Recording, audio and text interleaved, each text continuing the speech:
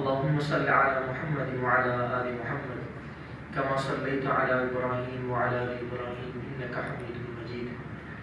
اللهم بارك على محمد وعلى آل محمد كما باركت على إبراهيم وعلى آل إبراهيم إنك حميد مجيد. محترم عازمین حجاج، خواتین و حضرات، آپ حضرات حج بیت اللہ کے لیے تشریف لے جا رہے ہیں. اللہ کے نبی صلی اللہ علیہ وسلم نے حج اور عمرہ کرتے ہوئے ہر قدم پر 2 دعائیں مانگی. وہ دونوں دعائیں میں آپ کو دے رہا ہوں. اللہ آپ کے سفر حج کو آسان بھی فرمائے، قبول بھی فرمائے. آپ علیہ السلام جب بھی کوئی نیت کرتے تھے، طواف کی نیت کرنے لگتے، سعی کی نیت کرتے، ہر موقع پر یہ 2 دعائیں مانگتے تھے. یا اللہ آسان کر دے، قبول کر لے، آسان کر دے، قبول کر لے. اور دوسرا جملہ صحابہ سے فرماتے تھے، خذوا عنی مناسککم، مجھ سے حج کے ارکان سیکھ لو، مجھ سے حج کرنا سیکھ لو. معلوم ہوا کہ انسان سیکھ کر حج کرے، یہ آقا صلی اللہ علیہ وسلم کا حکم ہے. یہاں جو آپ تشریف لائے ہیں یہ صرف فارمیلٹی پوری کرنے کے لیے نہیں آئے کہ ہم نے فارمیلٹی پوری کرنی ہے، ٹریننگ میں جانا تھا، بس وہ ہوا ہے، ختم ہو گیا. ایسا نہیں ہے. ہم دن میں 5 دفعہ نماز ادا کرتے ہیں، 5 نمازیں فرض ہیں، لیکن اس کے باوجود کتنے ایسے مسائل ہمیں پیش آتے ہیں نماز میں جو ہمیں بار بار پوچھنے پڑتے ہیں علماء سے. حج تو زندگی میں 1 دفعہ فرض ہے، اس کے مسائل کو سیکھ کر جانا. انسان جب حج سیکھ کر کرتا ہے، اللہ اس کے لیے حج کرنا آسان کر دیتے ہیں. اگر بغیر سیکھے آپ کریں گے تو آپ کے لیے قدم قدم پہ مشکلات کھڑی ہوں. چھوٹی چھوٹی بات کے لیے آپ پریشان ہو جائیں گے کہ یہ کرنا ہے نہیں کرنا، میں کیسے کروں. کچھ لوگوں کے ذہنوں میں یہ بات ہوتی ہے کہ جی ہم تو گروپ کے ساتھ جا رہے ہیں، سارے گروپ والے ہمیں پورا حج کرواتے ہیں، کہ مسئلہ ہی کوئی نہیں ہے. جی ساری دنیا کے حاجی حج کر رہے ہوں گے، ہم بھی دیکھا دیکھے حج کر لیں گے. ایسا نہیں ہوتا حاجی صاحب. حاجی صاحب میں آپ سے عرض کروں، اتنا سیکھ کر جائیں، اتنا سیکھ کر جائیں اپنے حج کو کہ اگر پورے حرم میں کوئی اور وہاں بندہ عبادت کرنے والا، حج کرنے والا نہ ہو، آپ اکیلے ہو، تب بھی آپ پورا حج صحیح طرح کر سکیں. اگر آپ یہ سمجھتے ہیں کہ ہم تو گروپ کے ساتھ جا رہے ہیں، گروپ والے ہمیں سارا حج کروا دیں گے، ایسا نہیں ہے.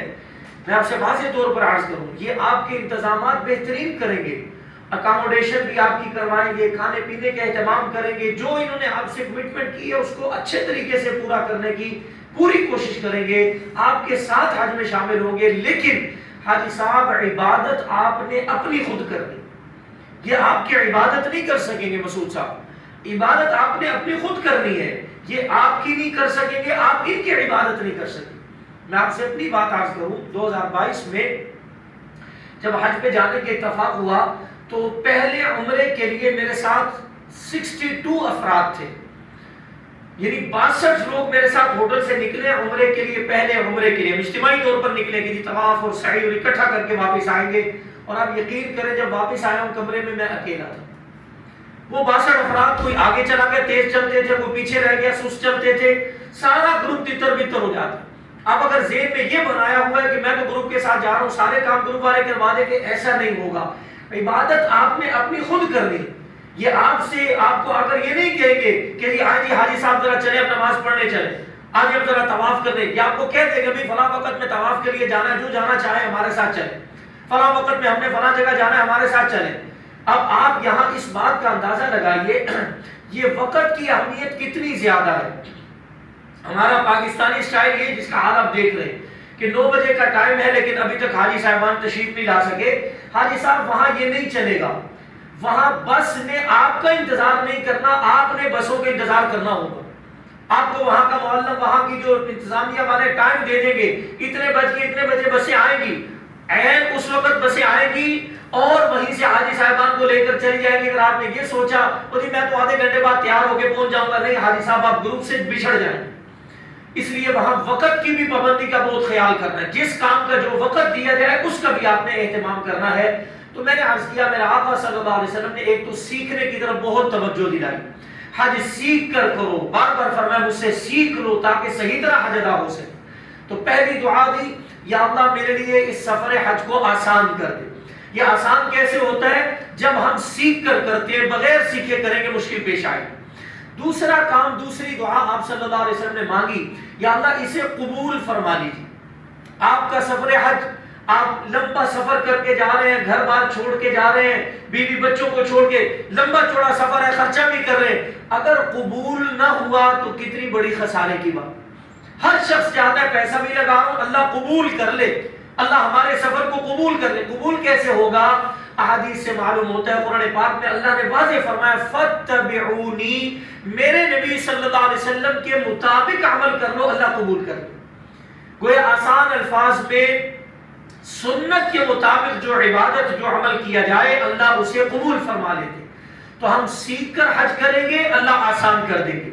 سنت کے مطابق کریں گے، اللہ اسے قبول فرما لے. اب آ جائیے حج کی طرف. حاجی صاحبان، حج کرنے کے 3 طریقے ہمیں ہمارا دین سکھاتا ہے. آپ تھوڑا تھوڑا میرے ساتھ بولیں گے، ابھی سے آپ کی جھجک بھی دور ہوگی اور آپ کو یہی سے انشاءاللہ حج کا سفر یاد رکھنا شروع ہو جائے گا. حج کرنے کے 3 طریقے ہمارا دین ہمیں سکھاتا ہے. پہلے طریقے کو کہتے ہیں حج افراد. حج افراد یہ ذرا مشکل ہے، یہ ذرا مشکل ہے طریقہ. ابھی اس کی بھی تفصیل بتاؤں گا، لیکن یہ مشکل ہے. عام طور پر جانے والے حجاج کرام، پوری دنیا سے آنے والے حاجی اس طرح حج نہیں کرتے. اس کو کہتے ہیں حج افراد. حج کی دوسری قسم ہے حج قران. حج افراد کیا ہے؟ اپنے ملک سے جاتے ہوئے، پاکستان سے جاتے ہوئے، یا جس ملک سے بھی آپ جا رہے ہیں، وہاں سے جاتے ہوئے آپ نے احرام ایئرپورٹ سے باندھنا ہے، اور اس احرام کو باندھتے وقت آپ نے اگر حج کی نیت کر لی، اس حج کو کہتے ہیں حج افراد. اس میں کیا ہوتا ہے؟ حاجی احرام باندھتا ہے، احرام میں رہتا ہے، وہاں جا کر ایک طواف قدوم کر کے بھی احرام نہیں کھلتا، حج کر کے 10 ذی الحجہ کو احرام کھلتا ہے. حاجی صاحبان، اس طریقے کے مطابق اگر حج کیا جائے، اس میں کم از کم 10-12 دن آپ کو مسلسل احرام میں رہنا پڑتا ہے. 2 چادروں میں مخصوص پابندیوں کے ساتھ رہنا پڑتا ہے. حاجی صاحب پریشان ہو جاتے ہیں. اس لیے پوری دنیا سے آنے والے حجاج کرام اس طریقے سے حج نہیں کرتے. اس کو کہتے ہیں حج افراد. یہ ذرا مشکل ہے. دوسرا حج ہوتا ہے حج قران. حج قران، قران کا معنی ہے 2 چیزوں کو ملا دینا. حج قران کیا ہے؟ اپنے ملک سے جاتے ہوئے حاجی اگر نیت کرتے ہوئے احرام باندھتے وقت 2 چیزوں کو ملا کر نیت کرے، عمرے اور حج. عمرے اور حج دونوں کو ملا کر نیت کرے کہ میں اسی احرام میں عمرہ بھی کروں گا، پھر حج کر کے احرام کھولوں گا. یہ ہوتا ہے حج قران. یہ بھی مشکل ہے. اس میں بھی زیادہ عرصے تک احرام میں رہنا پڑتا ہے. پہلے جا کر عمرہ کرتے ہیں، پھر احرام کھلتا نہیں ہے، اسی احرام میں رہتے ہیں. حج کر کے 10 ذی الحجہ کو احرام کھلتا ہے. یہ حج بھی مشکل ہے. عام طور پر جانے والے حجاج کرام اس ترتیب سے بھی حج نہیں کرتے. 95% پوری دنیا سے آنے والے حجاج کرام وہ تیسرا حج کرتے ہیں، اس کا نام ہے حج تمتع. آپ نے بھی یہی حج کر رہے ہیں. اسی کا طریقہ میں تفصیل سے بتاؤں گا، اس کو آپ نے اچھی طرح سمجھ کر جانا ہے. سب سے پہلے اپنے حج کا نام یاد کیجئے، میرے ساتھ دہرائیے. جس حج کے لیے آپ تشریف لے جا رہے ہیں، اس حج کا نام کیا؟ حج تمتع. حج تمتع، تامیم تعین، حج تمتع. قرآن پاک میں بھی اللہ نے اس کا ذکر کیا ہے. فرمایا فمن تمتع بالعمرة الى الحج فما استيسر من الهدي، کہ جو ایک سفر میں عمرہ بھی کرنا چاہے، حج بھی کرنا چاہے اور نفع بھی اٹھانا چاہے، اسے چاہیے کہ وہ قربانی دیا کرے. اس لیے آپ حج کے تیسرے دن 10 ذی الحجہ کو قربانی بھی کرتے ہیں. بہرحال آپ جس حج کے لیے جا رہے ہیں اس کو کہتے ہیں حج تمتع. اس کا طریقہ کیا ہے؟ اپنے ملک سے پاکستان سے جاتے ہوئے آپ نے ایئرپورٹ سے احرام باندھتے ہوئے صرف عمرے کی نیت کر کے احرام باندھا. جاتے ہوئے صرف عمرے کی نیت کرنی ہے، عمرہ ادا کر کے احرام کھل جائے گا. پھر حج کے دنوں میں حج کے لیے دوبارہ احرام باندھیں گے اور 3 دن حج میں احرام باندھ کے حج کا بھی احرام کھل جائے گا. یہ اتنا آسان طریقہ ہے کہ پورے آپ کے پیکج میں، آپ کے پورے سفر کے دوران صرف 4 دن احرام میں رہنا پڑتا ہے. بس صرف 4 دن. پہلا 1 دن عمرے کا، جا کر آپ عمرہ کریں گے، احرام کھل جائے گا. پھر آپ سادے کپڑوں میں ہوں گے، پھر کوئی پابندی نہیں ہوگی. ہاں 8 ذی الحجہ کو آپ نے دوبارہ احرام باندھنا ہے. 8، 9 اور 10 ذی الحجہ کو حج والا احرام بھی کھل جائے گا. اس طریقے کے مطابق پورے سفر میں صرف 4 دن آپ نے احرام میں رہنا پڑتا ہے. بس باقی سارے آپ نارمل کپڑوں میں ہوتے ہیں، کوئی پابندی نہیں ہوتی. یہ سب سے آسان حج ہے، اس لیے اس کو پوری دنیا سے آنے والے زیادہ تر حجاج کرام اسی کو پرفارم کرتے ہیں. تو آپ نے بھی حج تمتع کرنا ہے. حج تمتع میں پہلے جا کر عمرہ ادا کیا جاتا ہے. حاجی صاحب پہلے کیا ادا کرنا ہے؟ آپ نے عمرہ ادا کرنا ہے. اچھا، کچھ حجاج کرام کے ذہن میں ہوتا ہے ہم نے تو عمرہ کیا ہوا ہے، ہمیں تو عمرہ آتا ہے، آپ ہمیں عمرہ کیوں سکھا رہے ہیں؟ حاجی صاحب یہ جو ابھی بات عرض کرنے لگا ہوں نا عمرے کی تفصیل، یہ عمرہ صرف عمرہ نہیں ہے، آپ کے حج کا حصہ ہے. یہ خراب ہو گیا حج بھی خراب ہو جائے گا. لہذا عمرے کو بھی سمجھ کر، اور عمرہ بھی ہمارے ہاں عموماً سیکھنے کا رواج نہیں ہے. ہم بس ابھی عبادات کو چند رسومات سمجھتے ہیں، ہم کہتے ہیں بس ہم نے رسم ادا کرنی ہے، دیکھا دیکھی ہو جائے گی، جیسے نماز پڑھتے ہیں روزہ حج عمرہ بھی ہو جائے گا. حاجی صاحب ایسا نہیں ہے. آپ یقین کیجئے جب حج کی ٹریننگ دینے کے اتفاق ہوتا ہے، جہاں بھی جانے کے اتفاق ہوتا ہے، ٹریننگ کے بعد خود آ کے حجاج کرام کہتے ہیں مجھے پہلے 10 عمرے کیے، 5 عمرے کیے، لیکن سیکھ کر نہیں گئے تھے. آج ہمیں پتا چلا کہ عمرہ ہوتا کیا. عمرے کو بھی سیکھنا ضروری ہے. عمرہ ہوتا کیا ہے؟ یہ عمرہ آپ کے حج کا حصہ ہے. آپ نے حج تمتع میں پہلے جا کر عمرہ ادا کرنا ہے، پھر انشاءاللہ آپ حج کو پرفارم کریں گے. عمرہ کسے کہتے ہیں؟ حج تمتع کر رہے ہیں، پہلا کام عمرہ. عمرہ کسے کہتے ہیں؟ جواب، عمرہ 4 کاموں کا نام ہے. 4 کام کرنے کا نام عمرہ ہے. پہلا کام احرام باندھنا. عمرے کا پہلا کام احرام باندھنا. یہ فرض ہے عمرے کا. جیسے نماز میں کچھ کام کرنا فرض ہوتے ہیں، کچھ واجبات ہیں، کچھ سنتیں ہیں، کچھ نوافل ہیں، اسی طرح حج عمرے کے اندر میں آپ کو بتاؤں گا یہ کام کرنا فرض ہے، یہ واجب ہے، یہ سنت ہے، یہ مستحب ہے. عمرہ 4 کاموں کا نام ہے. پہلا کام احرام باندھنا. پہلا کام احرام باندھنا. دوسرا کام طواف کرنا، بیت اللہ کے گرد 7 چکر لگانا، اللہ کے گھر بیت اللہ کے گرد طواف کرنا، یہ بھی فرض ہے. تیسرا کام سعی کرنا. سعی کرنا، صفا مروہ 2 پہاڑی ہیں، ان کے درمیان چلنے کو سعی کرنا کہتے ہیں. سعی کرنا یہ عمرے کا تیسرا کام ہے. یہ واجب رکن ہے، واجب عمل ہے. عمرے کا چوتھا اور آخری کام حلق یا قصر کروا کے، بالوں کو چھوٹا کروا کے یا ٹنڈ کروا کر احرام کھول دینا. یہ 4 کام کرنے کا نام عمرہ ہے. میں پھر عرض کر رہا ہوں، عمرہ 4 کام. آپ حج تمتع کے لیے جا رہے ہیں، حج تمتع میں پہلے جا کر آپ نے عمرہ ادا کرنا ہے. عمرہ 4 کاموں کا نام ہے. پہلا کام احرام باندھنا، دوسرا طواف کرنا، تیسرا سعی کرنا، چوتھا حلق یا قصر کروا کر عمرے کا احرام کھول دینا. حلق قصر کہتے ہیں ٹنڈ کروانا یا بال چھوٹے کروانا. یہ 4 کام کر کے آپ نے عمرے کا احرام کھول دینا ہے، آپ کا عمرہ مکمل ہو جائے گا. اب اس کی تھوڑی سی تفصیل کو سمجھ لیجیے. یہ 4 کام آپ نے کیسے کرنے ہیں اور اس کا شرعی احکامات کیا ہیں، ان کو سمجھنا بھی بہت ضروری ہے. پھر انشاءاللہ ہم حج کی طرف چلیں گے کہ حج کے 5 دن ہم نے کیسے مکمل کرنے. میں نے عرض کیا عمرہ پہلے جا کر آپ نے ادا کرنا ہے. عمرہ 4 کاموں کا نام ہے. پہلا کام ہے احرام باندھنا. سوال یہ ہے احرام کہاں سے باندھا جائے گا؟ احرام کیسے باندھنا ہے، کہاں سے باندھنا ہے؟ حاجی صاحبان نے کتابوں میں پڑھا ہوتا ہے کہ گھر میں غسل کر کے احرام کی چادریں باندھے. حاجی صاحب آپ نے ایسا بالکل نہیں کرنا. آپ نے گھر سے احرام بالکل نہیں باندھنا. پاکستان سے جانے والے حجاج کرام کی 2 قسمیں ہوتی ہیں.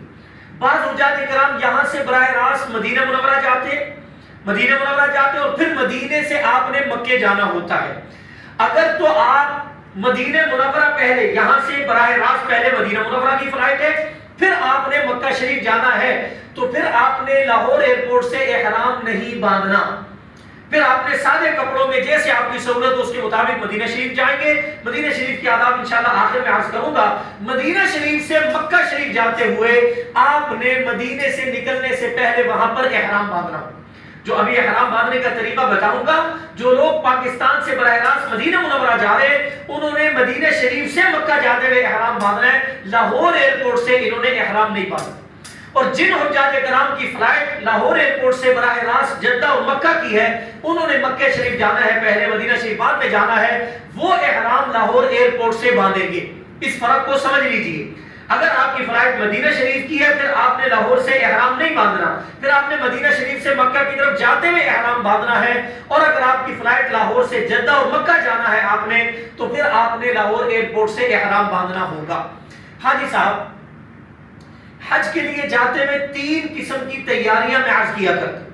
3 کام کرنا، 3 قسم کی تیاری کو کرنا، یہ بہت ضروری ہے. پھر انشاءاللہ احرام باندھنے کے طریقے کی طرف آؤں گا۔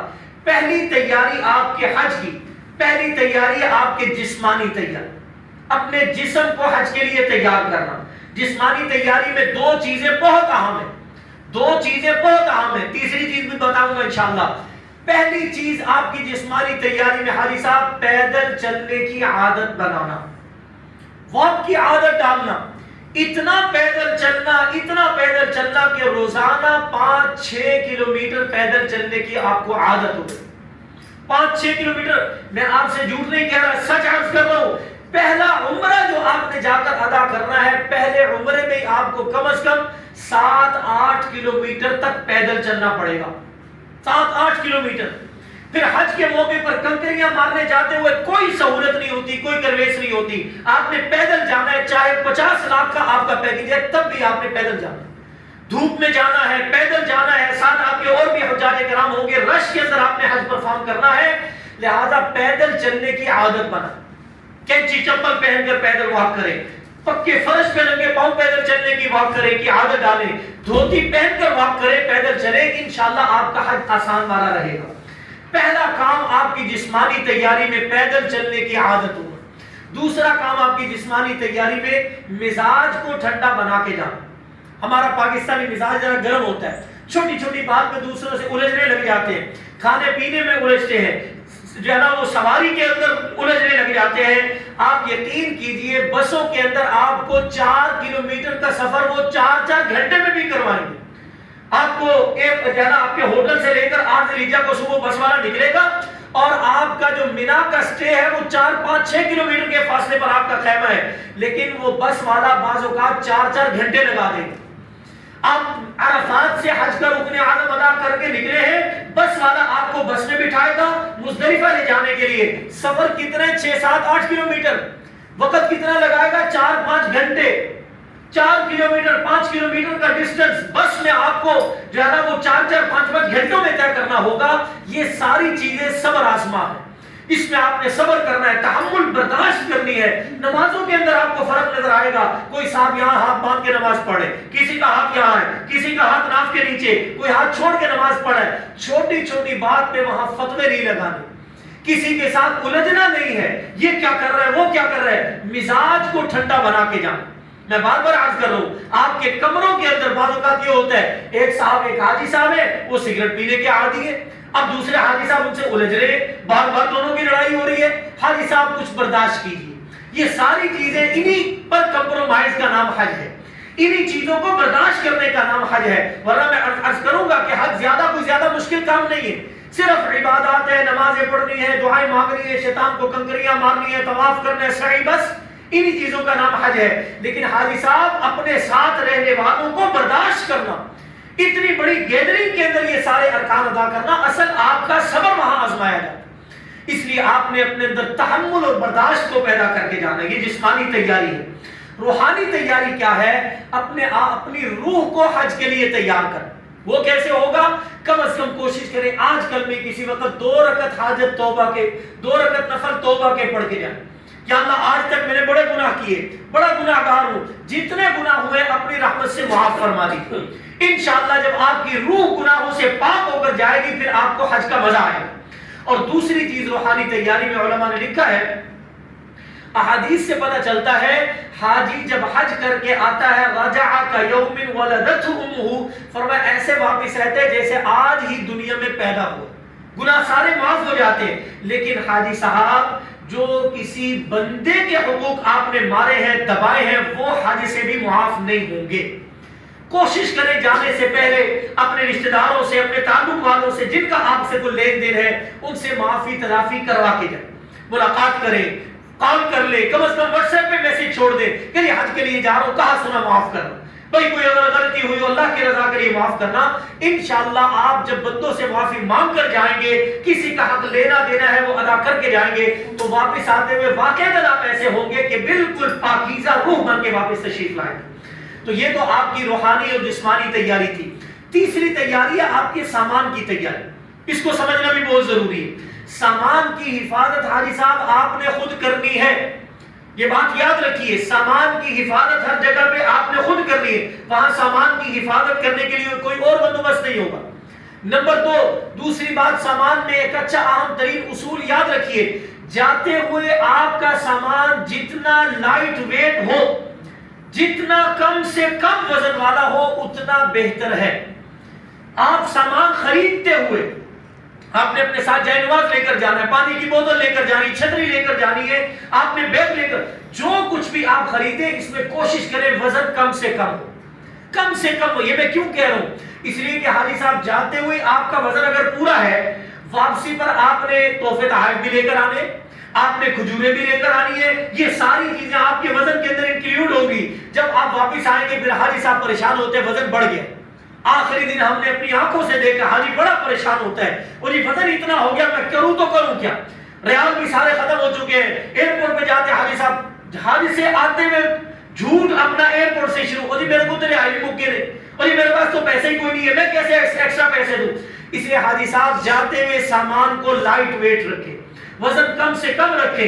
اسی طرح ایسا موقع بھی آنا ہے کہ اپنا سامان آپ کو ہینڈ کیری کندھے پر اٹھا کے دھوپ کے اندر 6 7 8 کلومیٹر پیدل چلنا پڑے گا۔ مزدلفہ سے واپس آپ نے 10 ذی الحجہ کو صبح منا اپنے خیموں میں آنا ہے، پیدل چلتے ہوئے آنا ہے، اور آپ کے پاس یہ آپ کا ہینڈ کیری بھی ہو۔ اس لیے سامان کو کم سے کم وزن والا رکھیں، آپ کے لیے چلنے میں، سامان اٹھانے میں، ایک جگہ سے دوسری جگہ رکھنے میں آسانی رہے گی۔ تو سامان کے حوالے سے یہ بات بھی یاد رکھیں۔ اسی طرح کوشش کریں کہ سامان کے آپ کے جتنے بھی بیگ ہو، ہر بیگ پہ آپ نے اپنا نام، اپنا پاسپورٹ نمبر، پاکستان کا تھوڑا بہت ایڈریس، واٹس ایپ نمبر، یہ 2-4 چیزیں ہر بیگ پہ ضرور لکھیں۔ آپ کا ہینڈ کیری ہو اس پر بھی لکھیں، آپ کا بڑا لگیج ہے اس پہ لکھیں، آپ کا چھوٹا بیگ ہے گلے والا اس پر بھی لکھیں۔ 3 حصوں میں سامان کو تقسیم کر لے مرد حضرات تو زیادہ بہتر ہے۔ جو مرد حضرات پاکستان سے براہ راست جدہ اور مکہ جانے والے ہیں، وہ اپنے سامان کو 3 حصوں میں تقسیم کریں گے، 3 حصوں میں تقسیم کریں گے۔ جو مکہ اور جدہ جانے والے ہیں، جو حجاج کرام مدینہ منورہ جانے والے ہیں، انہوں نے اپنے سامان کو اپنی سہولت کے مطابق پیک کرنا ہے۔ جو یہاں سے مدینہ شریف جانے والے ہیں اپنی سہولت کے مطابق سامان کو پیک کریں، جو یہاں سے جدہ اور مکہ جانے والے ہیں بعد میں انہوں نے مدینہ شریف جانا ہے، وہ اب مرد حضرات اپنے سامان کو 3 حصوں میں تقسیم کریں۔ 3 حصوں میں، ایک بڑا لگیج ہوگا، بڑا ٹیچی کیس ہوگا، اس میں آپ نے اپنی ضرورت کا سارا سامان رکھ دینا ہے۔ ضرورت کا سامان سے کیا مراد ہے؟ 5-6 جوڑے رکھ لیں اپنے، ایک آدھ گرم چادر رکھ لیں، جائے نماز رکھ لیں، آپ پانی کی بوتل رکھ لیں، چھتری رکھ لیں، اپنی ضرورت کی دیگر اشیاء ہے وہ رکھ لیجئے۔ آپ کے جو سامان کے اندر آپ نے جو دوائیاں لے کر جانی ہے اپنے پورے سفر کے دوران، وہاں جو آپ نے استعمال کرنی ہے وہ حاجی کیمپ سے پیک کروا کے وہ رکھ لیجئے۔ ضرورت کا سارا سامان آپ نے بڑے لگیج میں رکھنا ہے۔ 2 چھوٹے بیگ آپ کو الگ سے تیار کرنے ہوں گے۔ میں پھر عرض کر رہا ہوں، جو یہاں سے جدہ جانے والے ہیں، جن حجاج کرام نے پاکستان سے جدہ اور پھر مکہ شریف جانا ہے، مدینہ شریف بعد میں جانا ہے، وہ اپنے سامان کو 3 حصوں میں ڈیوائیڈ کریں گے۔ بڑا لگیج ہوگا، اس میں ضرورت کا سارا سامان رکھیں گے۔ دوسرا، آپ نے اس طرح کا ہینڈ بیگ تیار کرنا ہے، ہینڈ کیری تیار کرنا ہے۔ اس میں آپ حضرات نے کیا رکھنا ہے؟ اس ہینڈ کیری میں مرد حضرات نے کیا رکھنا ہے؟ احرام کی 2 چادریں، احرام کا ایک سیٹ، احرام کی 2 چادریں آپ نے اس بیگ میں رکھنی ہے۔ اسی طرح آپ حضرات نے اس بیگ میں، اس ہینڈ کیری میں، احرام میں پہننے والی جوتی، احرام کی حالت میں پہننے والی جوتی، کینچی چپل، ہوائی چپل، وہ بھی آپ نے اس بیگ میں رکھنی۔ احرام کی 2 چادریں، کینچی چپل اس بیگ میں رکھ لیں۔ حج عمرے کی کوئی کتاب آپ کے پاس ہے وہ آپ اس بیگ میں رکھ لیں۔ ایک دن میں جو مستقل پیشنٹ ہے، ایک دن کی دوائیاں، ایک دن کی 24 گھنٹے میں جو دوائیاں آپ نے استعمال کرنی ہے وہ آپ اس بیگ میں رکھ لیجئے۔ اس بیگ میں آپ ایک دن کے کھانے پینے کا کچھ تھوڑا بہت سامان رکھ لیجئے، کوئی ڈرائی فروٹس ہے وہ رکھ لیجئے۔ یہ میں کیوں عرض کر رہا ہوں؟ آپ لاہور اپنے گھر سے نکلیں گے، فلائٹ کے ٹائم سے 4 گھنٹے پہلے آپ نے ایئرپورٹ پہنچنا ہے۔ جو آپ کو فلائٹ کا شیڈول دیا جائے گا، آپ نے 4 گھنٹے پہلے لاہور ایئرپورٹ پہنچنا ہے۔ حاجی صاحب یہ بات کان کھول کے سن لیجئے بڑی معذرت کے ساتھ، جو مستقل ٹریولر ہوتے ہیں وہ سمجھتے ہیں کہ جی جہاز کی بورڈنگ تو 1.5-2 گھنٹے پہلے شروع ہوتی ہے، ہم 1.5 گھنٹہ پہلے پہنچ جائیں گے، کوئی بات نہیں۔ حاجی صاحب حج کی فلائٹوں کا نظام بالکل مختلف ہوتا ہے۔ حج کی فلائٹوں میں عام فلائٹوں کی طرح ترتیب نہیں ہوتی۔ حج کی فلائٹ کی بورڈنگ 4-5 گھنٹے پہلے وہ اوپن کر دیتے. 4 گھنٹے پہلے آپ نے ایئرپورٹ لازمی پہنچ جانا. اور واقعتاً یہ 4 گھنٹے لگ جاتے ہیں ایئرپورٹ میں. کہیں بورڈنگ کے اندر رش ہوتا ہے, کہیں امیگریشن کے اندر رش ہے, کہیں اندر جائیں گے احرام باندھنے والوں کا رش ہے. آپ کو وہاں ٹائم گزرنے کا پتہ بھی نہیں چلتا. اس لیے 4 گھنٹے پہلے آپ نے ایئرپورٹ پہنچ رہے. 4.5-5 گھنٹے کی آپ کی فلائٹ ہے. پھر آپ جدہ ایئرپورٹ پہ اتریں گے. نظام انہوں نے بڑا زبردست کر دی ہے, بڑی جلدی فارغ کر دیتے ہیں, لیکن پھر بھی جدہ ایئرپورٹ پہ وقت لگ جاتا ہے. اگر یکدم فلائٹیں زیادہ آئیں تو وقت زیادہ لگ سکتا ہے. آدھے گھنٹے میں بھی فارغ ہو سکتے ہیں, 3-4 گھنٹے بھی جدہ ایئرپورٹ پہ لگ سکتے ہیں. اسی طرح بسوں کے جاتے ہوئے اگر رش ہو, اس میں بھی جدہ سے مکہ جاتے ہوئے 2-2.5-3 گھنٹے لگ جاتے. بعض اوقات 5-5 گھنٹے بھی لگے ہیں. ہم نے سفر کیا ہے صرف جدہ سے مکہ جاتے ہوئے. سفر تھوڑا سا ہے لیکن اچھا خاصا وقت لگ جاتا ہے, رش ہو تب. اس لیے حاجی صاحب آپ اپنے گھر سے نکلنے سے لے کر مکے رہائش کا ہوٹل پہنچنے تک تقریباً آپ کو 15 سے 18 گھنٹے گزر چکے ہوتے. اس دوران آپ کا جگراتا بھی ہے, تھکاوٹ بھی ہے, بھوک پیاس بھی لگتی ہے.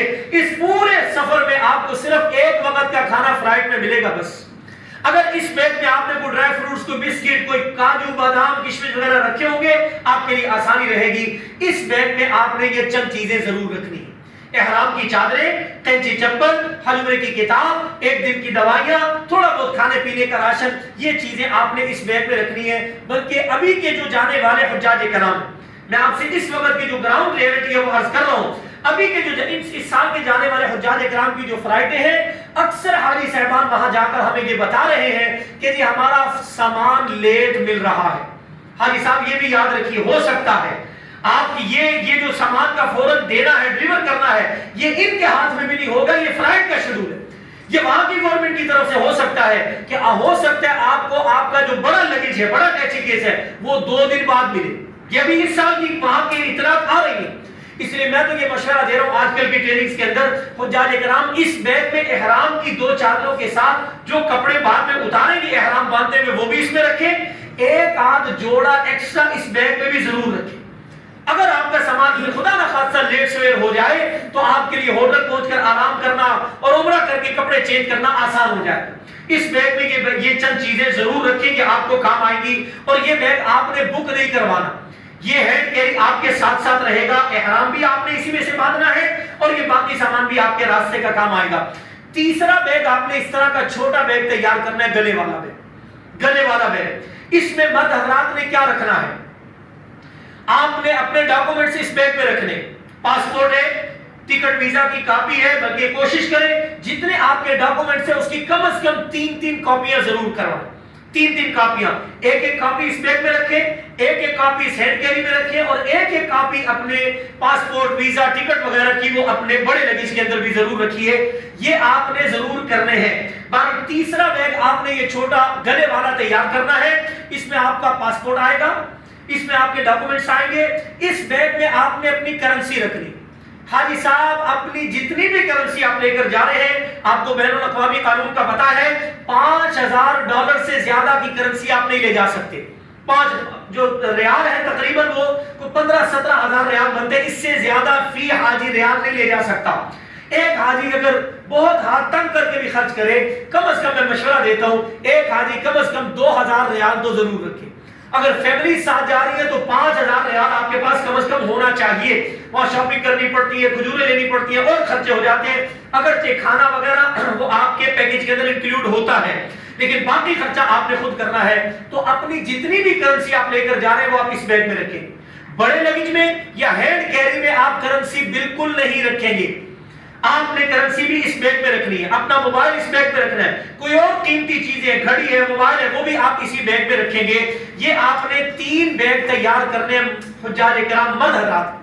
خواتین 2 حصوں میں اپنے سامان کو تقسیم کر لیں. ایک بڑا لگیج ہوگا, ایک چھوٹا جو ان کا پرس ہوتا ہے, اس کے اندر خواتین گھر سے نکلنے سے پہلے ہی اپنا احرام والا سکارف رکھیں. احرام والا سکارف رکھ لیں. تھوڑا بہت کھانے پینے کی چیزیں, حج عمرے کی کتاب, 1 دن کی دوائیاں اپنے چھوٹے ہینڈ کیری کے اندر خواتین یہ چیزیں رکھ لیں گی. یہ آپ کے سامان کی تیاری ہوگی. حاجی صاحب اب آپ نے گھر سے کیسے روانہ ہونا ہے اپنے سفر حج کا آغاز کرنے کے لیے. حدیث میں آتا ہے میرے آقا صلی اللہ علیہ وسلم جب بھی حج عمرے کے سفر پر, بلکہ کسی بھی سفر پہ تشریف لے جاتے تھے تو 2 رکعت نفل گھر سے پڑھ کے نکلتے تھے تاکہ اللہ میرے سفر کو آسان کر دے، حفاظت فرما لے، پیچھے گھر والوں کے لیے بھی حفاظت کا معاملہ فرما۔ اس نیت سے 2 رکعت حاجت کے گھر سے پڑھ کے نکلے اور کوشش کریں کہ جب آپ نے گھر سے نکلنا ہے، میں نے عرض کیا 4 گھنٹے پہلے آپ نے لاہور ایئرپورٹ پہ پہنچنا ہے، اس سے 2-2.5-4 گھنٹے پہلے آپ گھر میں اچھی طرح غسل کر لیں۔ گھر سے نکلنے سے پہلے 2-4 گھنٹے پہلے گھر میں اچھی طرح غسل کر لیں۔ حاجی صاحب جب پہلا غسل گھر میں کرتے ہیں بڑا کنفیوز ہوتے ہیں، کتابوں میں لکھا دیکھا تھا کہ جی غسل کرتے ہوئے احرام کی حالت میں حاجی صاحب نے خوشبو نہیں لگانی، بال نہیں کاٹنے، ناخن نہیں کاٹنا۔ حاجی صاحب پریشان ہوتے ہیں کہ میں نے گھر میں غسل کرنا ہے، یہ کیسے کروں؟ حاجی صاحب جب آپ نے گھر میں غسل کرنا ہے نکلنے سے پہلے، اس غسل کو کرتے ہوئے کوئی پابندی نہیں ہے، آپ جسم کے زائد بالوں کو اتار سکتے ہیں، ناخن کاٹ سکتے ہیں، خوشبو لگا سکتے ہیں، خوشبو والا صابن، لوشن، شیمپو، تیل، آئل سب چیزیں استعمال کر سکتے ہیں۔ اور غسل کا طریقہ بھی عرض کر دوں، بڑی معذرت سے عرض کروں گا، کئی دفعہ ایسا ہوتا ہے حج پر جانے کے بعد جب وہاں حاجی صاحبان سے تھوڑا سا ٹاکرا ہوتا ہے، ان سے مذاکرہ ہوتا ہے، بات چیت ہوتی ہے، پتہ یہ چلتا ہے بوڑھے ہو گئے، سفید بال آگے، لیکن حاجی صاحب کو غسل کرنے کا بھی طریقہ نہیں آتا، بڑی معذرت سے۔ سنت طریقہ کیا ہے غسل کرنے کا سمجھ لیجئے۔ حضرت امی جان عائشہ رضی اللہ عنہ فرماتی ہے آپ علیہ السلام استنجے وغیرہ سے فارغ ہونے کے بعد سب سے پہلے نماز والا پورا وضو فرماتے تھے، پورا جیسے نماز میں وضو کیا جاتا ہے غسل سے پہلے بھی اسی طرح وضو کیا جائے گا۔ اور آپ علیہ السلام کی چونکہ زلف مبارک تھی، 3 دفعہ ہاتھ میں پانی لیتے، سر پہ ڈالتے، زلف مبارک کی جڑوں تک پانی پہنچاتے، پھر دائیں طرف سے پانی جسم پہ بہاتے، پھر بائیں طرف سے، پھر پورے سر سے جسم پر پانی بہا دیتے کہ بال برابر بھی جگہ خشک نہ رہے۔ اس طرح آپ نے گھر میں غسل کر لینا ہے۔ اس کے بعد شیمپو ہے، لوشن ہے، تیل ہے، کوئی چیز آپ استعمال کرنا چاہتے ہیں وہ استعمال کر لیجئے اور جسم کو اچھی طرح پاک صاف کر لیجئے۔ حاجی صاحب ابھی آپ نے احرام کی چادریں نہیں باندھنی، گھر میں غسل کر کے صاف ستھرے کپڑے پہن لیں، خواتین بھی کپڑے پہنے گی اور اوپر خواتین عبائے کا اہتمام ضرور کریں۔ ہماری پاکستانی خواتین سے بار بار وہاں کی گورنمنٹ شکایت کرتی ہے کہ یہ عبائے کا اہتمام نہیں کرتی۔ آپ حضرات سے خواتین سے خاص طور پہ گزارش ہے کہ خواتین عبائے کا اہتمام ضرور کریں، یہاں سے بھی عبایا پہن کر جائیں، وہاں بھی جب بھی ہوٹل سے باہر نکلیں عبائے کا اہتمام ضرور کریں۔ تو خواتین گھر سے صاف ستھرے کپڑے پہن کر، نہا دھو کے کپڑے پہن کر آپ نے عبایا پہننا ہے اور اپنی سہولت کے مطابق آپ نے ایئرپورٹ چلے جانا ہے۔ مرد حضرات بھی نہا دھو کے ابھی احرام کی چادریں نہیں پہنیں گے اور اپنے سادہ کپڑوں میں آپ حضرات نے سامان لے کر ایئرپورٹ پہنچ جانا ہے۔ جو پہلی دفعہ حج کے سفر پہ جا رہے ہیں، پہلی دفعہ ٹریول کر رہے جہاز کا، ان کی سہولت کے لیے عرض کرتا ہوں ایئرپورٹ میں 3 مراحل پیش آتے ہیں۔ سب سے پہلے آپ کے سامان کی چیکنگ ہوتی ہے، جیسے ہی آپ ایئرپورٹ کے اندر داخل ہوں گے آپ کے سامان کو چیک کیا جائے گا۔ یہاں ایک بات اور ایڈ کر دوں، حاجی صاحب کبھی بھی کسی دوسرے کا سامان نہ لے کر جائیں، وہاں بڑی سخت پابندی ہے، منشیات پہ، نشہ آور چیزوں پہ وہاں سزا صرف اور صرف موت کی سزا ہے، پھر بھگتنا پڑتا ہے وہاں کے پیچھے والوں کو بہت زیادہ۔ وہاں آپ کو بالکل کام نہیں آئیں گے مسعود صاحب بھی اور ان کے جانا دیگر ٹیم کے لوگ بھی، وہاں آپ نے اپنا سنبھالا خود کرنا ہے۔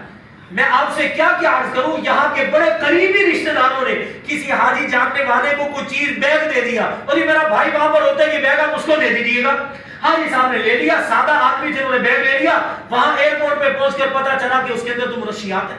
اب حاجی صاحب کو انہوں نے پکڑ لیا، پورا گروپ پریشان ہے، گروپ والے تو جیسے تیسے چلے جائیں گے لیکن آپ وہاں پریشان رہیں، پھر حج بھی ضائع ہو جائے گا، پیچھے گھر والے بھی تنگ ہو گے۔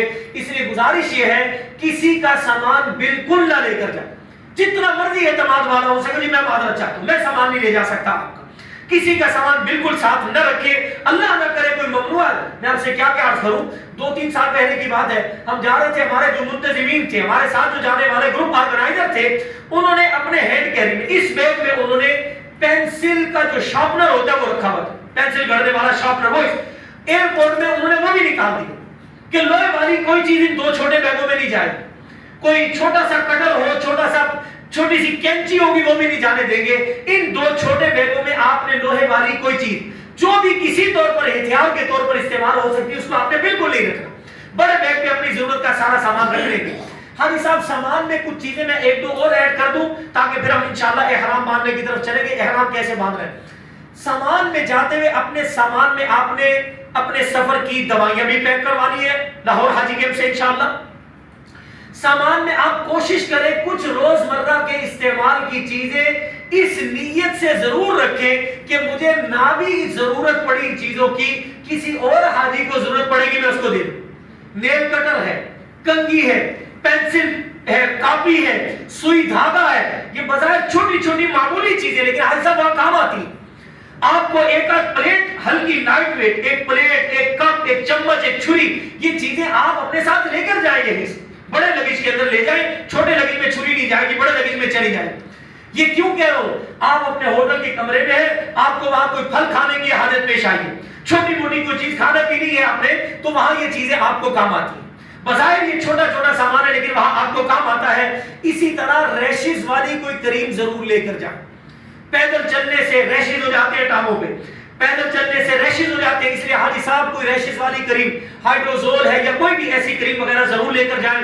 इसी तरह जो शादी के जो 2-4 पैकेट लेकर जाएं, सनी क्लास लगाने वाला ये लेकर जाएं। बजाय ये छोटी मोटी चीजें लेकिन वहां जाकर इनकी कदर पता चलती।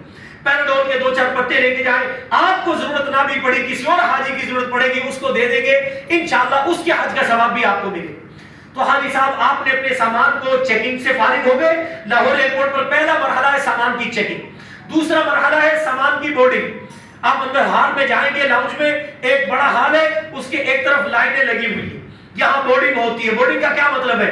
आपका बड़ा टैची केस यहाँ बुक हो जाएगा, छोटे 2 बैग आपने बुक नहीं करवाने, गले वाला बैग और हैंड कैरी आपने बिल्कुल बुक नहीं करवाना। बड़ा टैची आपका बुक हो जाएगा, आपको वो बोर्डिंग पास देंगे जिसमें आपका जहाज का सीट नंबर वगैरह लिखा हुआ होगा। ये दूसरा मरहला होगा। फिर आप तीसरे मरहले पर पहुंचेंगे, उसी हाल के दाएं तरफ लाइनें लगी हैं इमिग्रेशन की, आपकी जाती चेकिंग होगी, फिंगरप्रिंट लिए जाएंगे, पासपोर्ट पे स्टैंप लगाएगा, आपकी तस्वीर लेगा, आपको वो अंदर भेज देगा। हाजी साहब एयरपोर्ट के इंतजामी कामों से फारिग होकर जब आप अंदर लाउंज में जाएंगे, यहां आपने उम्रे का पहला काम अदा करना है। मैं फिर अपनी बात पर आ रहा हूं, ये आधा पौना घंटा जो मैंने लगाया है, ये सारा आपकी तैयारी थी। आपने हज के लिए अपने माइंड को कैसे तैयार करना है, सामान कैसे तैयार करना है, जिस्म कैसे तैयार करना है, आपके इंतजामी उमूर कौन कौन से होंगे, घर से कैसे निकलना है, ये सारी तरतीब मैंने अर्ज कर दी। अब आ जाइए, मैंने अर्ज किया था आप जिस हज के लिए जा रहे हैं उस हज का नाम क्या है? उस हज का नाम क्या? हज्जे तमत्तो। अभी मेरे साथ दोहराएंगे, इंशाल्लाह याद हो जाएगा। हज्जे तमत्तो में पहले जाकर क्या अदा करते हैं? उम्रा करते हैं। उम्रा कितने कामों का नाम है हाजी साहब? 4 कामों का नाम। पहला काम कौन सा था? एहराम बांधना। उम्रे का पहला काम है एहराम बांधना। एहराम कैसे बांधना है, कहां से बांधना है, यहां से मैं शुरू कर रहा हूं। हाजी साहब आप एयरपोर्ट के इंतजामी कामों से फारिग हुए, जो हुज्जाज कराम यहां से, मैं फिर बात दोहरा रहा हूं, जो यहां से जद्दा और मक्का जाने वाले हैं उन्होंने लाहौर एयरपोर्ट से एहराम बांधना, और जो यहां से जद्दा मक्का नहीं जा रहे बल्कि यहां से मदीना शरीफ जा रहे हैं उन्होंने लाहौर एयरपोर्ट से एहराम नहीं बांधना, उन्होंने मदीने से मक्का की तरफ जाते हुए मदीने होटल से एहराम बांधना। एहराम कैसे बांधा जाता है याद रखिए, मर्द हजरात के लिए भी और खातीन के लिए भी, दोनों का तरीका मैं आज कर देता हूं। एहराम बांधने के लिए 4 काम करने पड़ते हैं। 4 कामों के करने से एहराम बंधता है। 4 काम करने से एहराम बंधता है। पहला काम, मर्द हजरात ने 2 चादरें बांधनी। मर्द हजरात ने 2 चादरें बांधनी, खातीन ने सर पे स्कार्फ लेना है। एहराम बांधने के लिए पहला काम 2 चादरें बांधना, खातीन ने सर पे स्कार्फ लेना है। दूसरा काम 2 रकत नफल पढ़ना। 2 रकत नफल। लाहौर एयरपोर्ट पर एहराम बांध रहे तो यहां मदीने से निकलते हुए मदीना शरीफ से बांध रहे तो मदीना शरीफ से मक्का की तरफ जाते हुए जुल्हुलैफा पे मस्जिद आती है बिक्र अली के नाम से, वहां आपने ये 2 रकत पढ़ने होंगे। मदीना शरीफ से मक्का जाने वालों ने एहराम बिक्र अली से बांधना है। मेरे लिए मेरा मशवरा ये होता है, एहराम की चादरें आप मदीना होटल से, अगर आपने मदीने से मक्के जाना है, मदीना शरीफ से मक्के जाना है, तो चादरें आप मदीना होटल से बांध लीजिएगा। 10-15 मिनट की ड्राइव के बाद वो मस्जिद आ जाती है बिक्र अली जुल्हुलैफा की मस्जिद, वहां जाकर आपने एहराम के बाकी 3 काम कर लेने। 4 कामों का नाम एहराम बांधना है। पहला काम चादरें, जो मदीने से मक्का जाने वाले होंगे वो चादरें होटल से बांध लेंगे, बाकी सामान अपना पैक करके साथ रख लेंगे, और बाकी 3 काम वो जुल्हुलैफा की बिक्र अली वाली मस्जिद पे कर लेंगे। और जो पाकिस्तान से बराह रास्त जद्दा और मक्का जाने वाले हैं वो लाहौर एयरपोर्ट से ये 4 काम करेंगे। 4 काम करने से एहराम बंधता है। पहला काम चादरें बांधना, खातीन ने स्कार्फ लेना। दूसरा काम 2 रकत नफल पढ़ना, 2 रकत नफल। तीसरा काम नियत करना, नियत करना। چوتھا کام تلبیہ پڑھنا، لبیک اللہم لبیک، یہ 4 کام کرنے سے احرام بندھتا ہے۔ اس میں نفل، جو دوسرا کام میں نے بتایا تھا نفل پڑھنا، وہ نفل ہے، اگر مکروہ وقت ہو تو اس کو چھوڑ سکتے ہیں، لیکن باقی 3 کام ضروری ہیں۔ چادریں پہننا یا خواتین نے اسکارف لینا ہے، نیت کرنی اور تلبیہ، یہ 3 کام بہت ضروری ہے احرام باندھنے کے لیے۔ چوتھا کام جو میں نے بتایا وہ نفل ہے، پڑھ لیں بہت اچھا، اگر خدا نہ خواستہ رہ جائیں تو کوئی حرج نہیں، احرام پھر بھی بندھ جائے گا۔ پہلا کام تھا احرام باندھنے میں 2 چادریں باندھنا۔ چادریں کیسے باندھی جائیں گی؟ حاجی صاحب چادر باندھنے کا طریقہ بھی ہمارے ہاں عام طور پر حجاج کرام کو نہیں آتا، اس کی تفصیل عرض کر دیتا ہوں۔ چادریں کیسے باندھی جائیں گی؟ مرد حضرات نے پہلی چادر نیچے باندھی جیسے دھوتی باندھی جاتی ہے، تہمت باندھی جاتی ہے، چونکہ ہمارے عام طور پر رواج نہیں ہے دھوتی باندھنے کا، اس لیے ہمارے یہاں پتہ بھی نہیں ہوتا۔ میں آپ کو ابھی باندھ کے دکھا دیتا ہوں کیسے آپ نے دھوتی باندھنی ہے۔ آپ کو جو طریقہ سوٹ کرے اس کے مطابق آپ دھوتی باندھ لیجئے گا۔ دھوتی باندھنے کا، تہمت باندھنے کا کوئی خاص طریقہ نہیں، ہمارے دین میں کوئی خاص طریقہ نہیں ہے۔ وہاں جا کر دیکھیں گے مختلف ممالک کے لوگ مختلف انداز میں دھوتی باندھ رہے ہیں۔ ایک ہمارا پاکستانی اسٹائل ہے، ایک وہاں ہم نے انڈونیشیا، ملائیشیا کے لوگوں کو دیکھا، مختلف لوگ دیہاتی لوگ وہاں مختلف انداز میں دھوتیاں باندھتے ہیں۔ جیسے آپ کو سہولت ہو آپ ویسے دھوتی باندھ سکتے ہیں۔ ہاں حاجی صاحب میرا مشورہ ہے، آج کل میں گھر میں جا کے اپنے احرام کی چادر کو کھولیں اور اپنے جسم پر 2-4 دفعہ دھوتی کی طرح باندھیں، کھولیں باندھیں کھولیں باندھیں، بلکہ باندھ کے ذرا پیدل چلے، چونکہ آپ نے پہلا عمرہ اسی طرح حالت احرام میں کرنا۔ اگر ابھی سے آپ کو پریکٹس ہو جائے گی دھوتی باندھنے اور کھولنے کی، انشاءاللہ آپ کا سہولت والا حج رہے گا۔ اگر یہاں آپ نے نہ سیکھا، اگر آپ نے گھر میں جا کے اس کی پریکٹس نہ کی، تو میں نے اپنی آنکھوں سے لاہور ایئرپورٹ پہ آدھا گھنٹہ دیکھا ہے کہ حاجی صاحب لگے ہوتے ہیں، احرام نہیں بن رہا حاجی صاحب۔ اس لیے آپ نے دھوتی ابھی گھر سے باندھنے کھولنے کی پریکٹس کر کے جانی ہے۔ کیا طریقہ ہوگا؟ پہلی چادر آپ نے دھوتی کی طرح باندھ لی۔ ہمارا جو پاکستانی سٹائل ہے دھوتی باندھنے کا وہ کیا ہے، پہلے وہ عرض کر دیتا ہوں، پھر ایک اور آپ کی سہولت کے لیے طریقہ عرض کر دوں گا، لیکن یہ کوئی خاص اسپیسیفک طریقہ نہیں ہے، میں پھر عرض کر رہا ہوں یہ ہمارے دین میں کوئی خاص طریقہ نہیں ہے۔ کچھ حجاج کرام پریشان ہو جاتے ہیں کہ پتہ نہیں اس طرح باندھنا ضروری ہے، ایسا باندھنا کوئی ضروری نہیں ہے، جس طرح آپ کو سہولت ہو آپ دھوتی باندھ سکتے ہیں۔ ہمارا پاکستانی جو انداز ہے دھوتی باندھنے کا وہ کیا ہے، دونوں طرف کے چادر کے پلو کو سامنے کر کے اوپر کے کناروں کو پکڑ کے چونٹے ڈال لیں، دائیں طرف سے بھی اسی طرح بائیں طرف سے، دونوں طرف کے کناروں کو پکڑ کے اوپر سے چونٹے ڈال لیجئے۔ یہ ہمارا پاکستانی انداز ہے دیہاتی سٹائل دھوتی باندھنے کا۔ پھر اوپر والی چادر کے دونوں پلوؤں کو دونوں طرف کے دائیں سے بائیں کر کے اوپر سے فولڈ کر لیں، اڑیس لیں۔ یہ ہمارے پاکستانی انداز ہے۔ یہ دھوتی باندھنے کا ایک انداز آپ کی حالت احرام میں ہوگا، لیکن حاجی صاحب اس میں جو نئے حجاج کرام ہیں جنہوں نے پہلے کبھی دھوتی نہیں باندھی، انہیں سامنے سے کھلنے کا ڈر اور اندیشہ رہتا ہے کہ ہوا چلتی ہے، ذرا تیز چلنا پڑتا ہے، ڈر اور اندیشہ رہتا ہے، اس لیے حاجی صاحب پریشان ہوتے ہیں۔ اس کے اوپر آپ بیلٹ بھی باندھ سکتے ہیں، بیلٹ بھی باندھ سکتے ہیں، کوئی حرج نہیں، لیکن اس میں میں نے عرض کیا کھلنے کا اندیشہ ہوتا ہے، اس لیے حاجی صاحبان بڑا انکمفرٹیبل محسوس کرتے ہیں۔ دوسرا طریقہ ہم نے دیکھا وہاں انڈونیشیا ملائیشیا کے لوگوں کا، وہ کیا کرتے ہیں، دونوں طرف کے پلو کو سامنے اکٹھا پکڑ کے ہاتھ رکھ کے دائیں طرف لے جائیں، پھر یہاں ہاتھ رکھ کے بائیں طرف لا کے اس کو اسی طرح فولڈ کر دیں۔ اس میں سامنے سے کھلنے کا کوئی اندیشہ نہیں رہتا۔ لیکن حاجی صاحب اس طرح اگر آپ دھوتی باندھیں، اتنا اپنے آپ کو پیک نہ کیجئے گا، بعض اوقات حاجی صاحبان نے اتنا پیک کیا ہوتا ہے لمبا قدم اٹھانا مشکل ہو جاتا ہے، کیونکہ وہاں آپ کو تیز بھی چلنا پڑے گا، رمل میں بھی تیز چلنا ہے، سعی کے درمیان بھی تیز چلنا ہے، اس کو آپ نے ڈھیلا ڈھالا رکھنا ہے۔ اگر تیز چلنا پڑے، لمبا قدم اٹھانا پڑے تو کوئی مشکل نہ ہو۔ یہ آپ نے اس طرح ایک چادر نیچے دھوتی کی طرح باندھ لینی ہے۔ دوسری چادر آپ حضرات نے اوپر لینی ہے جیسے بکل ماری جاتی ہے، سردیوں میں آپ نے دیکھا ہوگا مرد حضرات بھی لیتے ہیں، گھروں میں مائیں بہنیں خواتین بھی لیتی ہیں، اس طرح یہ دوسری چادر آپ نے اوپر لے لینی ہے۔ یہ آپ کے احرام کا پہلا کام ہے، دونوں چادریں باندھنا۔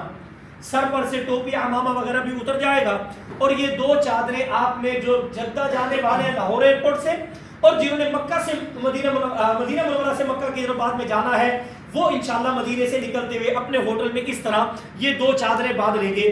حاجی صاحب ان 2 چادروں کے باندھنے سے ابھی احرام شروع نہیں ہوا۔ یہاں میں ایک بات اور ایڈ کر دوں، بعض حجاج کرام بہت پریشان ہو رہے ہوتے ہیں کہ ہم چادر کھولیں گے تو شاید دم پڑ جائے۔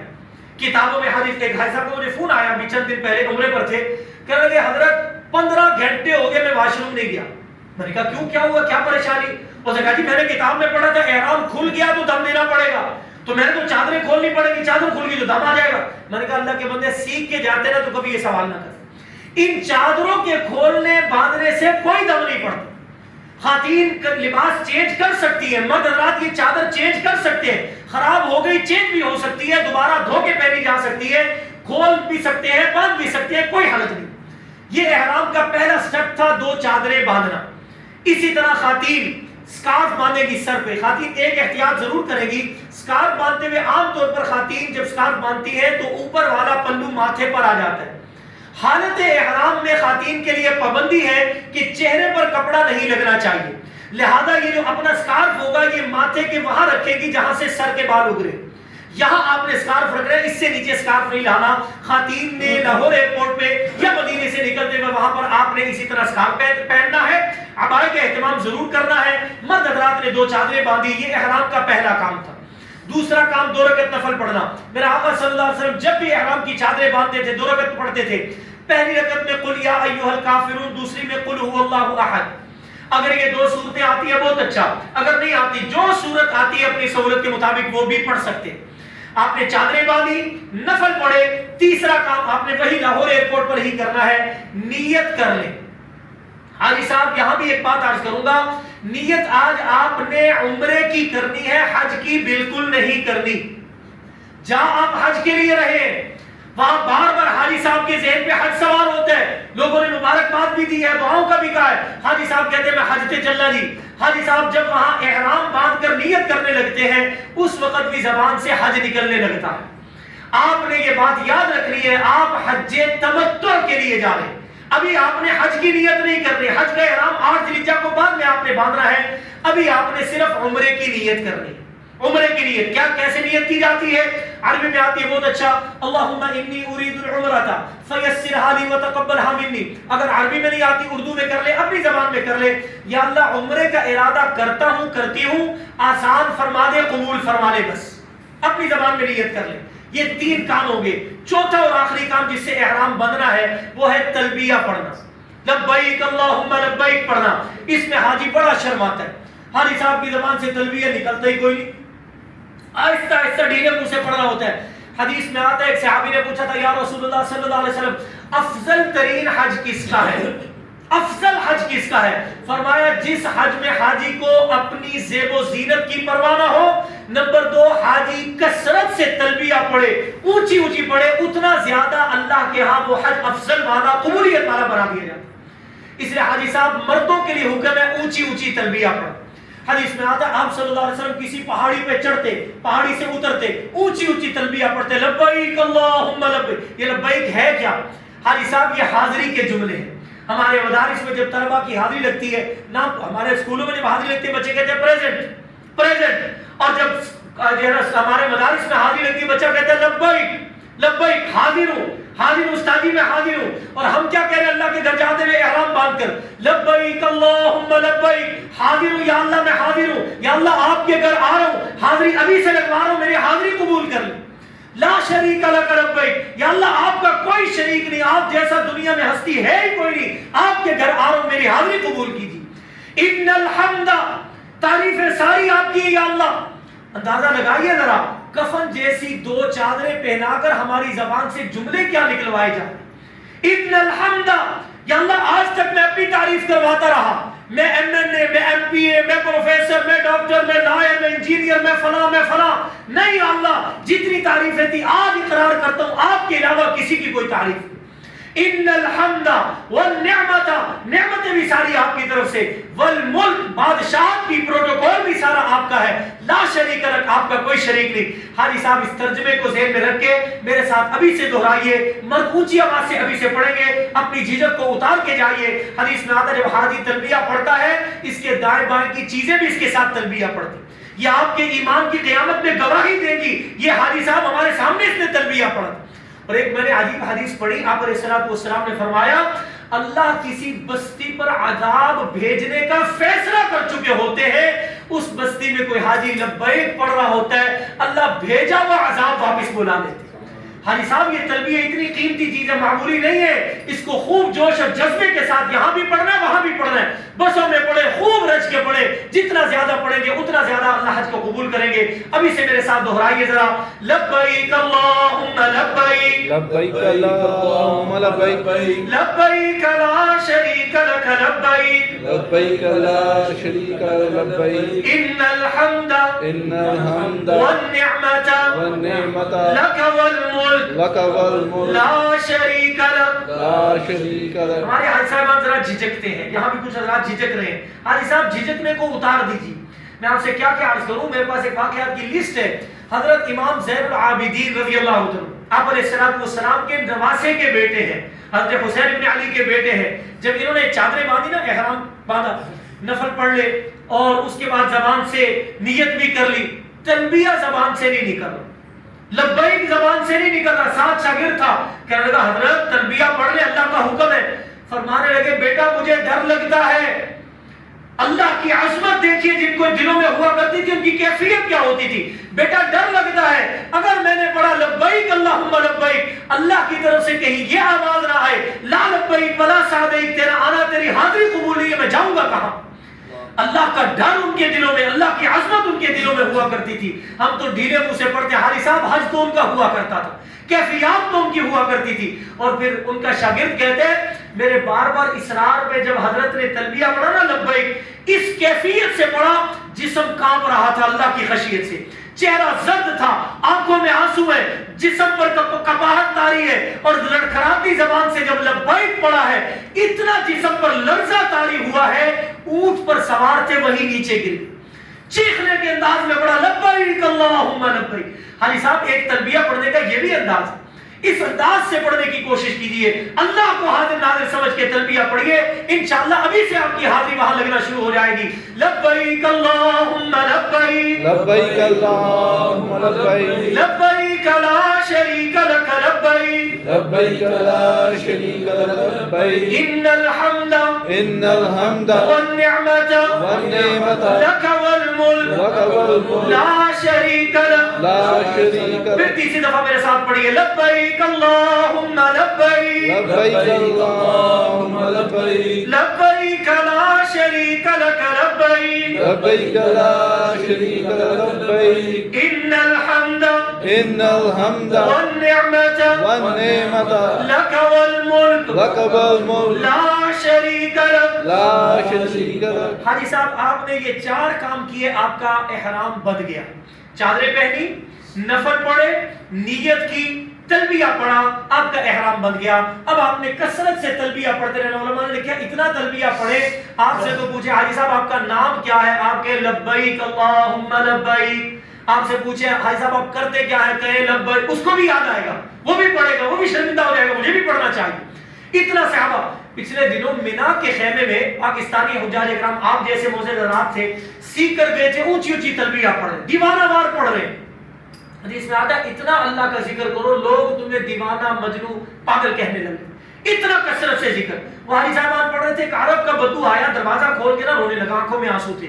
کسی نے پوچھا کیا ہوا، ہمارے سے کوئی غلطی ہوگی؟ کہنے لگا نہیں، اللہ کی قسم تمہارا تلبیہ سن کے مجھے صحابہ کی یاد آ گئی، وہ اتنا اونچی اونچی دیوانہ وار پڑھتے تھے۔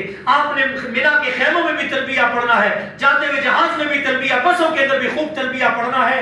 حاجی صاحب آپ کے عمرے کا پہلا کام احرام بندھنا مکمل ہو گیا۔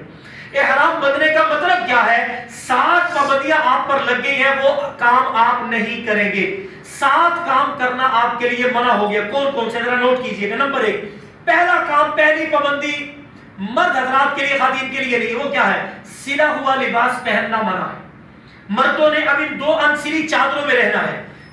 آپ نے ان احرام کے نیچے بھی کوئی لباس نہیں پہن سکتے، کوئی بنیان بھی نہیں پہن سکتے، کوئی جو ہے نا شلوار قمیض پینٹ شرٹ، کوئی ننگے بدن میں یہ 2 چادریں آپ کی ہونی چاہیے۔ مردوں کے لیے اب سلا ہوا لباس پہننا منع۔ خواتین لباس میں ہوگی، اوپر عبایا پہنا ہوگا، سر پہ سکارف لے گی۔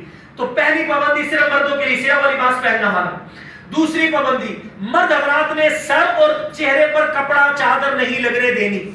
سونا بھی ہے تو لحاف کندھے تک رکھنا ہے۔ خواتین نے اپنے چہرے پر کپڑا چادر نہیں لگنے دینی۔ حضرت امی جان عائشہ رضی اللہ عنہ فرماتی ہے ہم طواف کر رہے ہوتے تھے حالت احرام میں، حج عمرے کا طواف، ہمارے چہرے کھلے ہوتے تھے. اگر کبھی سامنے کوئی مرد آ جاتا, ہم نے کھجور کے پتوں سے بنا ہوا ایک چھجا سا رکھا ہوتا تھا ساتھ, وہ آگے کر لیتی, مرد چلا جاتا, وہ ہم چھجا ہٹا دیتی تھی. تو خواتین اپنے چہرے پر کپڑا چادر نہیں لگنے دیں گی. جو خواتین نقاب کرنے والی ہیں وہ اس طرح کا پی کیپ والا نقاب لے کر جائیں.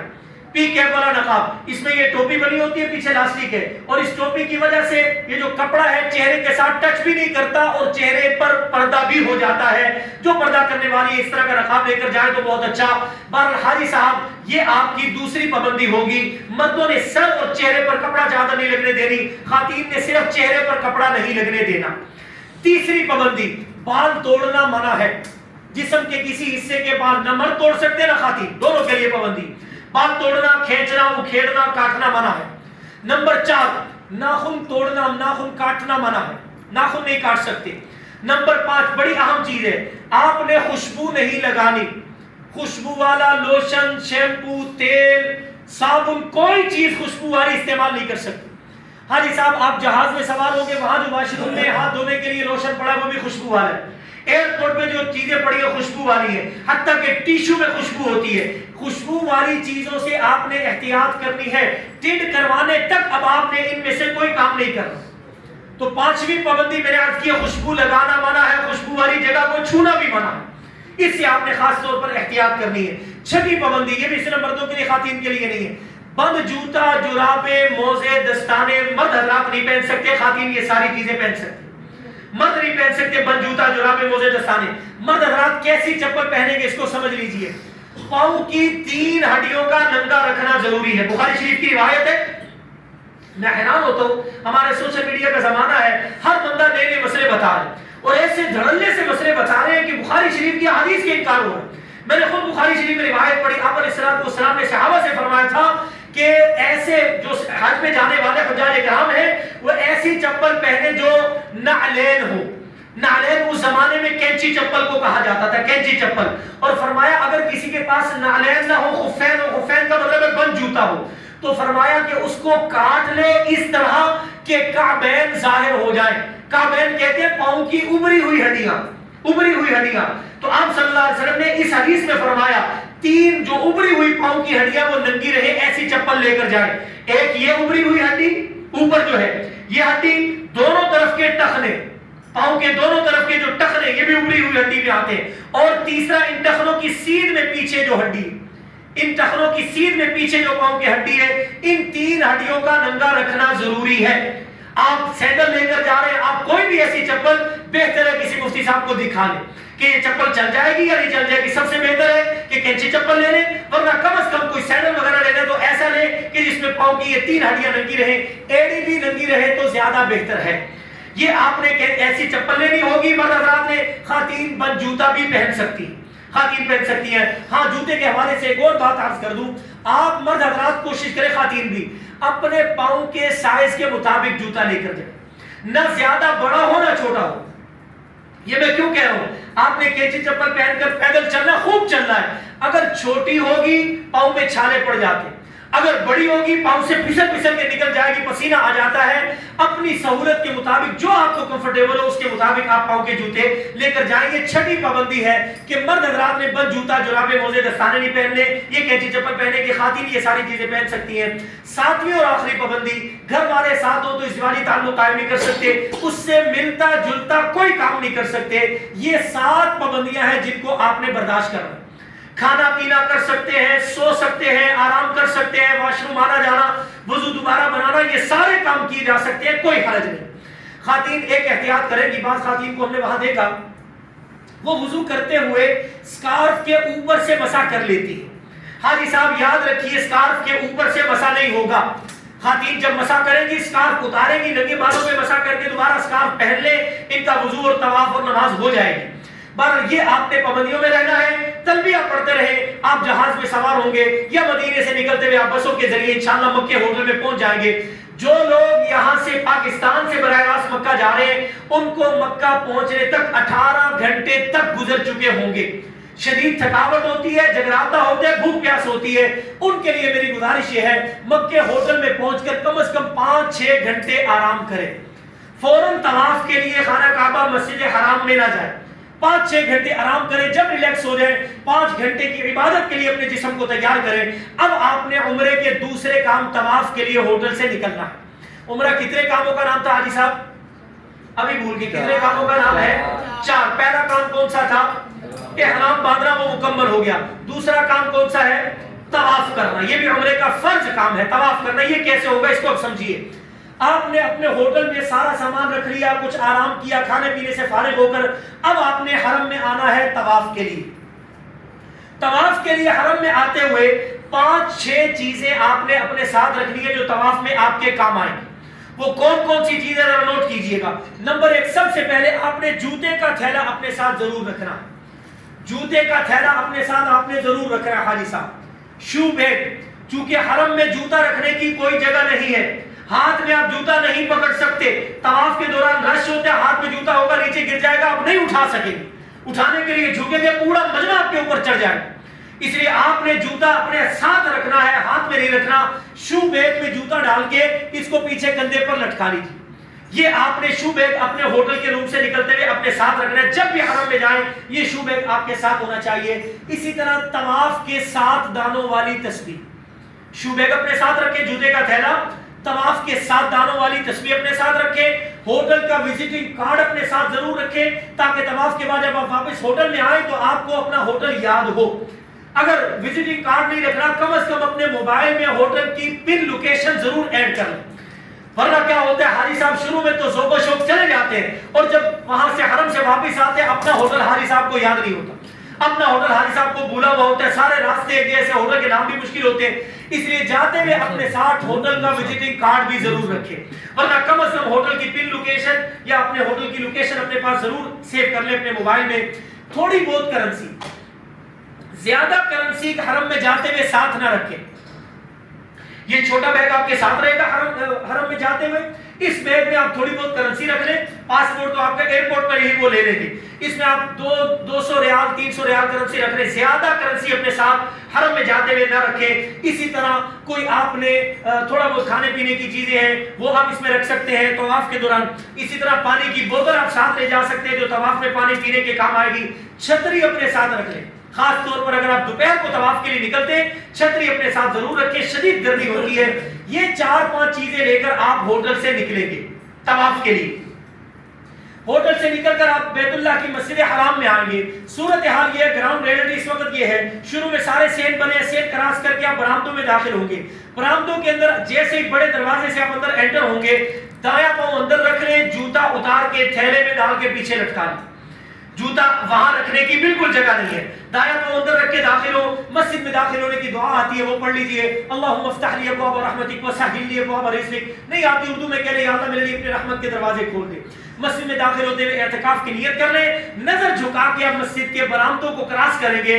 حاجی صاحب اس وقت کی صورتحال یہ ہے، جہاں آپ نے بیت اللہ کا طواف کرنا ہے وہ ایک منزل نیچے ہے، بیسمنٹ میں آپ نے طواف کرنا ہے، لہذا جب آپ آئیں گے حرم کے اندر باہر کے سیب کو کراس کر کے برآمدوں کو کراس کریں گے تو آخر میں آپ کو سیڑھیاں نظر آئیں گی، ایکسیلیٹر کے سیڑھیوں کے ذریعے آپ نیچے اتر آئیں اور نیچے راستے میں کھڑے ہو کر دعا نہ مانگے، راستوں سے ذرا سائڈ پر ہو کر کسی بیریئر کسی دیوار کی اور میں کھڑے ہو کر اب جو آپ نظر اٹھائیں گے آپ کی نظر اللہ کے گھر بیت اللہ پہ پڑے۔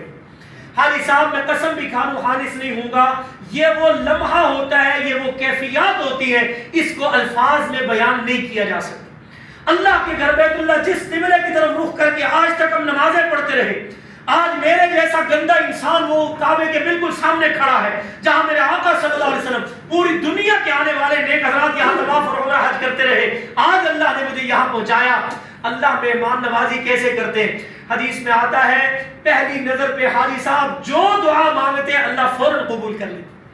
حاجی صاحب میں آپ سے کیا کیا عرض کروں، میرا ذاتی تجربہ تو یہ ہے اگر آپ کی طلب سچی ہو، پیسے حلال کے ہوں جس سے آپ حج پر گئے ہیں، طلب سچی ہو، پیسے حلال کے ہو، دعا زبان پہ بعد میں آتی ہے، ابھی دل میں اٹھتی ہے اللہ پہلے قبول کر لیتے ہیں۔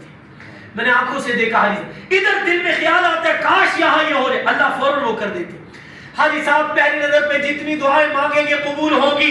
ایک دعا سکھا رہا ہوں یہ ضرور مانگنی ہے، باقی جتنی چاہیں وہ دعائیں مانگے۔ آپ کے لیے اہم ترین دعا کیا ہے اس وقت مانگنے کی؟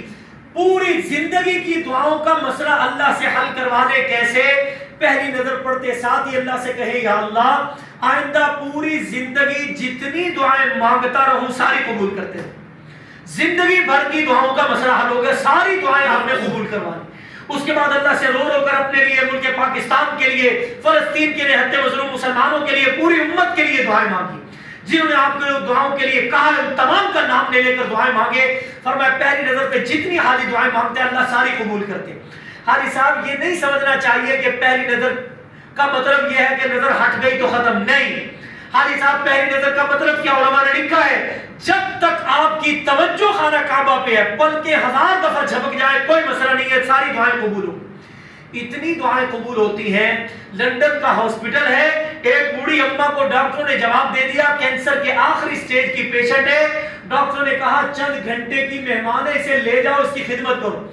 इसी बूढ़ी अम्मा का एक बेटा उम्रे पर था, उसको भाई ने फोन करके कहा यार अम्मा के लिए दुआ करना पहली नजर पे। ये पहुंचा और ये सच्चा वाकया उन्होंने खुद बताया। कहते हैं कि मैंने पहली नजर पे पढ़ते ही अल्लाह से दुआ मांगी, या अल्लाह मेरी अम्मा को सेहत दे दे, उसके कैंसर को शिफा से बदल दे। इधर दुआ मांगी, तवाफ और सही करके वापस आया, होटल पहुंच के भाई को फोन किया, उस भाई ने एग्जैक्ट टाइम बताया, इतने बज के इतने मिनट पर अचानक अम्मा का जिस्म कांपा और बेड पे ऐसे बैठ गई जैसे कोई बीमारी है ही कोई। उस शख्स ने खुद बताया, कहते वहां के डॉक्टर भी हैरान थे। ऐन वही वक्त जिस वक्त मैं वहां दुआ मांग रहा था, ऐन उसी वक्त अम्मा का जिस्म कपकपाया और जिस्म से कैंसर के सारे असरात खत्म हो गए। मेरे अजीजों पहली नजर पे दुआएं कबूल होती है, यकीन से दुआएं मांगनी, खूब आहुजारी करके दुआएं मांगिए, इंशाअल्लाह कबूल होंगी। पहली नजर पे आधा पौना घंटा दुआ मांग के फारिग हो गए। अब आपने तवाफ शुरू करना है। तवाफ कैसे होता है?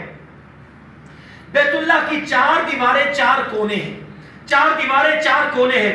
एक कोने पर हजरे अस्वद लगा है, जन्नत से आने वाला पत्थर। आजकल लगा एक आम इंसान के कद के बराबर लगा है, दूर से नजर नहीं आता। उसकी निशानी क्या है? जिस कोने पर बैतुल्लाह के जिस कोने पर हजरे अस्वद लगा है, यहां से आपने तवाफ शुरू करना है, यहीं पर तवाफ एंड होगा। इसकी निशानी क्या है? हजरे अस्वद वाले कोने की सीध में पीछे जो दीवार है, उस दीवार पर सबज रंग की ट्यूबलाइट लगी, सबज रंग की ट्यूबलाइट लगी है। आपने सबज रंग की ट्यूबलाइट दिन की रोशनी में भी हरम में नजर दुड़ाएंगे, आपको नजर आ जाएगी। सबज रंग की ट्यूबलाइट के सामने जो कोना है, समझ लें ये आपका हजरे अस्वद वाला कोना है। यहां से आपने तवाफ स्टार्ट करना है। तवाफ कैसे किया जाता है इसको समझ लीजिए। हाजी साहब इस हजरे अस्वद वाले कोने के सामने आकर आपने 4 काम करने हैं, फिर तवाफ शुरू होगा। 4 काम करने हैं। कौन कौन से? नंबर 1, पहला काम, आप जो तलबिया पढ़ते हुए आए थे लाहौर एयरपोर्ट से या मदीने से निकलते हुए आपने लब्बैक पढ़ना शुरू किया था, तवाफ से पहले वो तक आप पढ़ेंगे। जैसे ही तवाफ शुरू करने लगेंगे तलबिया बंद हो जाएगा, लब्बैक बंद हो जाएगा। अब आप और दुआएं पढ़ सकते हैं। पहला काम यहां पहुंच के आपने क्या करना है? आपने सबसे पहले यहां पहुंचकर नियत करनी। बिल्कुल आसान है। या अल्लाह आपके घर के 7 चक्कर लगाने का इरादा करता हूं, करती हूं, आसान फरमा दे, कबूल फरमा दे। बस ये आपने सबसे पहले यहां पहुंचकर मर्दों ने भी खातीन ने भी नियत करनी है। दूसरा काम मर्द हजरात ने इस्तिबा करना है। इस्तिबा किसे कहते हैं? नफस मुश्किल है, काम आसान है। ऊपर वाली चादर को दाएं कंधे के नीचे से निकालकर बाएं कंधे पर डालो, यह है इस्तिबा। यह सिर्फ तवाफ में सुन्नत है, न तवाफ से पहले न तवाफ के बाद। ये आपने मर्द हजरात ने यहां कर ले तो सुन्नत पर अमल हो जाएगा। तो यहां आपने पहला काम किया, नियत की तवाफ शुरू करने से पहले। दूसरा काम आपने इस्तिबा किया। तीसरा काम आपने यहां इस्तिकबाल हजरे अस्वद करना है। चौथा काम आपने यहां इस्तिलाम हजरे अस्वद करना है। कैसे होगा? इस्तिकबाल किसे कहते हैं? हजरे अस्वद वाले कोने के सामने खड़े होकर, पीछे सफेद रंग की ट्यूबलाइट है, सामने हजरे अस्वद वाला कोना है, आप खड़े हैं। आपने ऐसे हाथ उठाने जैसे नमाज के लिए उठाते, मर्दों ने कानों तक, खातीन ने कंधों तक, और एक छोटी सी दुआ पढ़ के हाथ छोड़ दे। इसे कहते हैं इस्तिकबाल हजरे अस्वद। मैंने अभी तक आपको ज्यादा लंबी चौड़ी कोई दुआएं नहीं बताई। बाद अगर आप परेशान होते हैं, हज पे जा रहे हैं, इतनी पाकिस्तान के एक मिनिस्टर साहब थे, हज पे जाने लगे, पैसे जमा करवाए, पैकेज ले लिया, सारा कुछ हो गया। फ्लाइट के टाइम से हफ्ता पहले आके कहने लगे मैं हज पे कोई नहीं जाऊँ। उसको पूछा भाई क्या मसला, क्या बात, क्या मसला है? और कहा मैंने किताब में पढ़ा है तवाफ के पहले चक्कर की दुआ, दूसरे चक्कर की, तीसरे, चौथे, पांचवें, छठे, सातवें चक्कर की दुआएं, सही की दुआएं, फला की दुआएं, इतनी सारी दुआएं। मैं केड़े स्यापे नु पै गई, उसके अल्फाज थे नौजुबिल्लाह। وہ کہہ رہا تھا اتنی ساری دعائیں مجھے تو یاد نہیں ہو، میرا تو حج نہیں ہوگا. ہم نے اس سے عرض کیا بھائی حاجی صاحب کس نے کہا اتنی لمبی چوڑی دعائیں یاد کریں؟ آپ کو چند موٹی موٹی 2-4 دعائیں عرض کرتا ہوں، بس وہ یاد کریں، انشاءاللہ آپ کا پورا حج ہو جائے. لہٰذا آپ نے یاد رکھنا ہے، ایک میں نے آپ کو تلبیہ یاد کروایا، وہ آپ نے حج میں ضرور یاد رکھنا ہے. دوسری چھوٹی سی دعا عرض کر رہا ہوں، اس کو بھی میرے ساتھ دہرائیے. چھوٹی سی دعا ہے، استقبال میں بھی یہی پڑھنی ہے، استلام میں بھی یہی پڑھنی. کتابوں میں اور دعائیں بھی لکھی ہے، کسی کو اور دعا آتی ہے لمبی دعا بہت اچھا، نہیں آتی ہے چھوٹی دعا استقبال استلام دونوں میں چل جائے گی. دعا کیا ہے؟ بسم اللہ اللہ اکبر وللہ الحمد. بس 3 لفظ ہیں چھوٹے چھوٹے. بسم اللہ اللہ اکبر وللہ الحمد.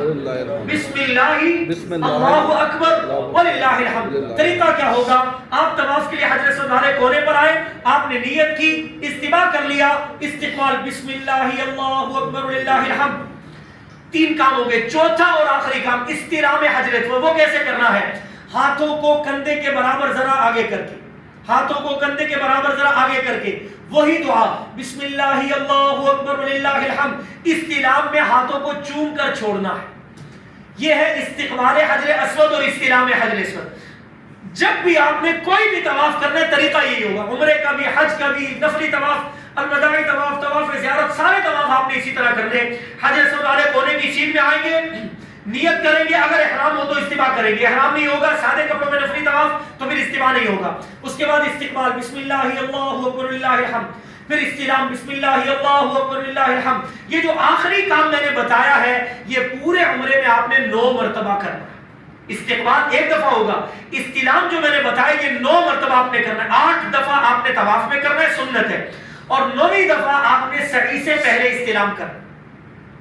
بسم اللہ اللہ اکبر للہ الحمد، ہاتھوں کو چوم کر چھوڑ دے، یہ آپ کا استلام ہو گیا. اس کے بعد آپ نے طواف شروع کرنا ہے.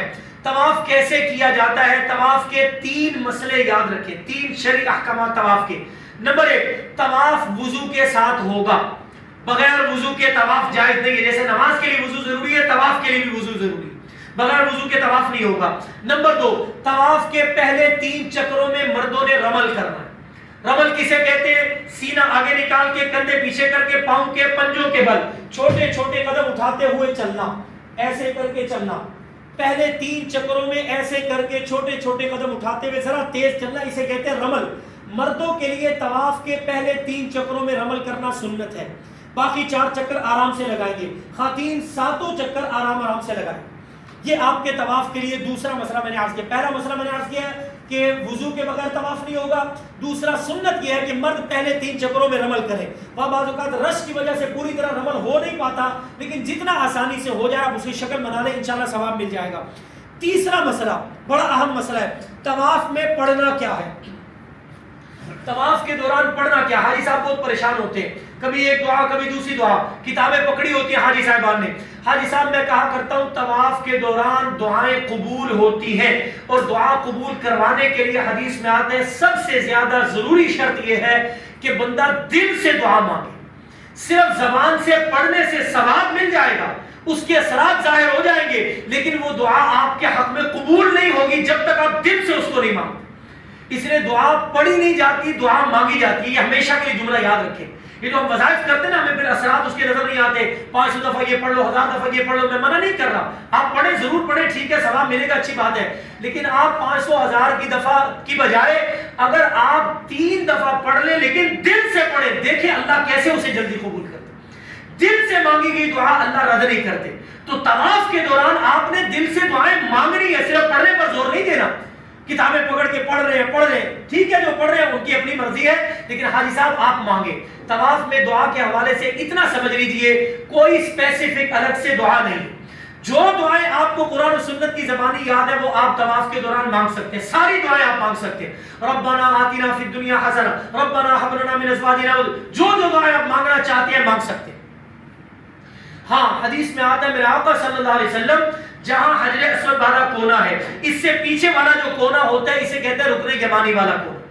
اس دیوار کے ساتھ ساتھ جب آپ صلی اللہ علیہ وسلم چلتے تھے تو یہاں دعا مانگتے تھے ربنا آتنا فی الدنیا حسنہ وفی الآخرۃ حسنہ وقنا عذاب النار. کسی کو یہ دعا آتی یہ مانگ لے, نہیں آتی جو دعائیں آتی ہیں وہ مانگ لے, کچھ نہیں آتا تیسرا کلمہ پڑھتے رہے تب بھی طواف ہو جائے ساتوں چکروں میں. سبحان اللہ والحمد للہ ولا الہ الا اللہ واللہ اکبر, سبحان اللہ والحمد للہ ولا الہ الا اللہ واللہ اکبر. حضرت اتنا آسان ہے طواف. علماء نے لکھا ہے اگر کسی کو کوئی دعا عربی کی نہ آتی ہو اپنی زبان میں اللہ سے دعائیں مانگتا رہے تب بھی طواف ہو جائے گا. حاجی صاحب دعائیں مانگنی ہے. ہمارے پاکستانی حاجی تھے جنگ کے رہنے والے, پنجابی میں اللہ سے دعا مانگ رہے ہیں ربا میری نو پوت دے دے. پنجابی میں اللہ سے کہہ رہے ہیں یا اللہ میری بہو کو بیٹا دے دے, میرے سے اس نے کہہ کے بھیجا اللہ سے بیٹا مانگنا ہے. یا اللہ میری ربا میری نو پوت دے دے, تو نہ دیتا وہ کہے گی تو منگے ہی نہیں. یا اللہ میرے جانے سے پہلے تو اس کو امید نہ لگی وہ مجھے ڈانٹے گی, مجھے کہے گی آپ نے مانگے نہیں ہے میرے لیے. ایسے ایسے دلبر انداز میں اللہ سے مانگنا میرے عزیزو, خوب آہوزاری کرنا طواف کے دوران, اللہ دعائیں قبول کرتے طواف. اور یہ طواف معمولی نہیں, وقت نہیں, ورنہ میں آپ کو ایک ایک بات کی فضیلت سناتا. یہ طواف معمولی نہیں. علماء نے لکھا جہاں اللہ کا گھر بیت اللہ جہاں آپ طواف کریں گے انشاءاللہ اس کے عین اوپر فرشتوں کا کعبہ بیت المعمور ہے. بیت المعمور کے عین اوپر اللہ کا عرش ہے. آپ جو طواف کر رہے صرف کعبے کا نہیں کر رہے, اللہ کے عرش کا بھی طواف کر رہے. حاجی صاحب اللہ کے گرد آپ دیوانہ وار گھوم رہے ہیں, اندازہ لگائیے اللہ کو کتنا آپ پہ پیار آئے گا. حجاج بن یوسف بھی طواف کر رہا تھا, ظالم بادشاہ تھا. ایک بندے کو دیکھا آنکھوں سے نابینا اندھا ہے, غلاف کعبہ پکڑا ہوا دعا کر رہا ہے یا اللہ میری آنکھوں کی بینائی لوٹا دے, یا اللہ میری آنکھوں کو ٹھیک کر دے. حجاج نے لات ماری, مجھے جانتا ہے میں کون ہوں, نہیں جانتا. کہتا ہے وہ اندھا کہتا ہے میں نہیں جانتا, مجھے کیا پتا تو کون ہے. میرا نام حجاج ہے, بڑے بندے قتل کروائے ہیں, میں نے تجھے بھی قتل کروا دینا. اگر میرا طواف مکمل کرنے تک تیری آنکھوں کی بینائی واپس نہ آئی تیرے لیے بھی قتل کے آرڈر. اب وہ جو چیخا ہے, چلایا ہے, تڑپا ہے, نابینا چیخے مار کے کہنے لگا, دھاڑے مارنے لگا, یا اللہ پہلے تو آنکھوں کا مسئلہ تھا, تو جان کے لانے پڑ گئے, تیری مہربانی میری آنکھیں لوٹا دے. ادھر حجاج کا طواف ختم ہوا, ادھر اس حاجی صاحب کی آنکھیں ٹھیک ہو چکی. حاجی صاحب طواف کے دوران دعائیں قبول ہوتی ہیں. آپ نے خوب دعائیں مانگنی ہے. پہلا چکر آپ نے حجر اسود والے کونے سے شروع کیا, دعا مانگتے ہوئے تیسرا کلمہ پڑھتے ہوئے واپس حجر اسود والے کونے پر پہنچے. ایک چکر مکمل ہو گیا. ہر چکر کے آخر پہ یہاں پہنچ کے آپ نے استلام کرنا ہے. بسم اللہ اللہ اکبر للہ الحمد, استلام کرنا ہے. اور جو 7 دانوں والی تسبیح آپ نے پہنی ہوگی ایک ایک دانہ اس کا ہلا لینا تاکہ چکر یاد رکھنے میں آسانی ہو. حاجی صاحب ہاں اگر یہ 7 دانوں والی تسبیح نہ ہوئی پھر جب طواف ختم ہوتا ہے گروپ والوں میں سے ایک کہتے ہیں 6 ہوئے, دوسرا کہتا ہے 8 ہو گئے. پھر حاجی صاحب کنفیوز ہو جاتے ہیں چکر کتنے ہوئے, چکر پہ چکر آ رہے ہوتے ہیں. حاجی صاحب کو گھوم گھوم کے حاجی صاحب پریشان ہوئے ہوتے ہیں. اس لیے 7 دانوں والی تسبیح بڑی اہم ہے. ہر چکر کے آخر پہ ایک ایک دانہ ہلایا گیا. ہر چکر کے آخر پہ آپ نے حجر اسود والے کونے پہ پہنچ کے استلام کرنا ہے. اس طرح آپ نے 7 چکر لگانے بیت اللہ کے گرد. آخر میں آپ نے بیت اللہ کے اسی کونے پر آ کر 8واں استلام کرنا ہے. حاجی صاحب ابھی طواف مکمل نہیں ہوا. میرا آقا صلی اللہ علیہ وسلم جب بھی طواف کرتے تھے آخر میں 3 کام کرتے تھے. نمبر 1 ملتزم پر حاضری. ملتزم کیا ہے؟ کعبے کا دروازہ لگا ہے اونچا کر کے, دروازے کی چوکھٹ کے نیچے والی جو جگہ ہے بعض لوگ اسے ملتزم سمجھتے ہیں. جی نہیں, وہ ملتزم نہیں ہے. جہاں خانہ کعبہ کا دروازہ لگا ہے چوکھٹ کا آخری کونا ہے, اس کونے سے لے کر کعبے کا جو کونا ہے جہاں حجر اسود لگا ہے اس کے درمیان یعنی دروازے اور حجر اسود کے درمیان کی جو دیوار ہے اسے کہتے ہیں ملتزم, چمٹنے کی جگہ. حدیث میں آتا ہے میرا آقا صلی اللہ علیہ وسلم جب طواف کر کے مکمل کر کے فارغ ہوتے ملتزم پر آتے, دونوں ہاتھ کعبے سے لگاتے, گالوں کو کعبے سے چمٹا کے بچوں کی طرح بلک بلک کر رو رو کے دھاڑے مار کے اللہ سے دعائیں مانگتے تھے. حاجی صاحب آپ نے بھی یہاں طواف مکمل کرنے کے بعد حجر اسود والے کونے پر 8واں استلام کیا, ملتزم کے سامنے کھڑے ہو کر دعا مانگ رہی ہے. آج آپ نے وہاں کعبے سے چمٹنا نہیں ہے. کیوں؟ اس لیے کہ وہاں خوشبو لگی ہے, آپ کے لیے خوشبو منع. جب آپ کا احرام اتر جائے گا پھر آ کے آپ چمٹ سکیں گے طواف زیارت کے بعد. بہرحال آپ نے طواف مکمل کر کے ملتزم کے سامنے کھڑے ہو کر دعا مانگی. دوسرا کام واجب الطواف پڑھنا. 2 رکعت واجب ہے طواف کے پڑھنا ہر طواف کے بعد. یہ آپ مقام جہاں طواف کر رہے ہوں گے اسی صحت کے اندر ایک سنہری جانیہ شیشے کا جار بنا ہوا ہے, اندر ایک پتھر پڑا ہوا ہے, پاؤں مبارک کے نشانات ابراہیم علیہ السلام کے, اسے کہتے ہیں مقام ابراہیم. اس مقام ابراہیم کے پیچھے اگر یہ 2 رکعت پڑھے تو افضل ہے. لیکن حاجی صاحب کسی کو دھکا نہ دے. میں نے دیکھے اپنی آنکھوں سے حجاج کرام کہ وہاں اس جگہ پر نماز نہ نفل پڑھنے کے لیے ایک دوسرے کے اوپر چڑھ رہے ہیں، خواتین کا جسم غیر محرم کے ساتھ ٹچ کر رہا ہے یا جو ہے نا وہ دھکے دے رہے ہیں، حاجی صاحب اس سے گریز کریں. یہاں یہ 2 رکعت پڑھنا ضروری نہیں ہے، پورے حرم میں کہیں بھی پڑھ سکتے ہیں. یہ 2 رکعتیں پڑھنا واجب ہے، یہاں پڑھنا ضروری نہیں، پورے حرم میں کہیں بھی پڑھ سکتے ہیں. تو طواف کے بعد آپ نے ملتزم پر دعا مانگی، 2 رکعت واجب الطواف پڑھے، اس کے بعد آپ پیچھے جا کر زمزم پی لیں.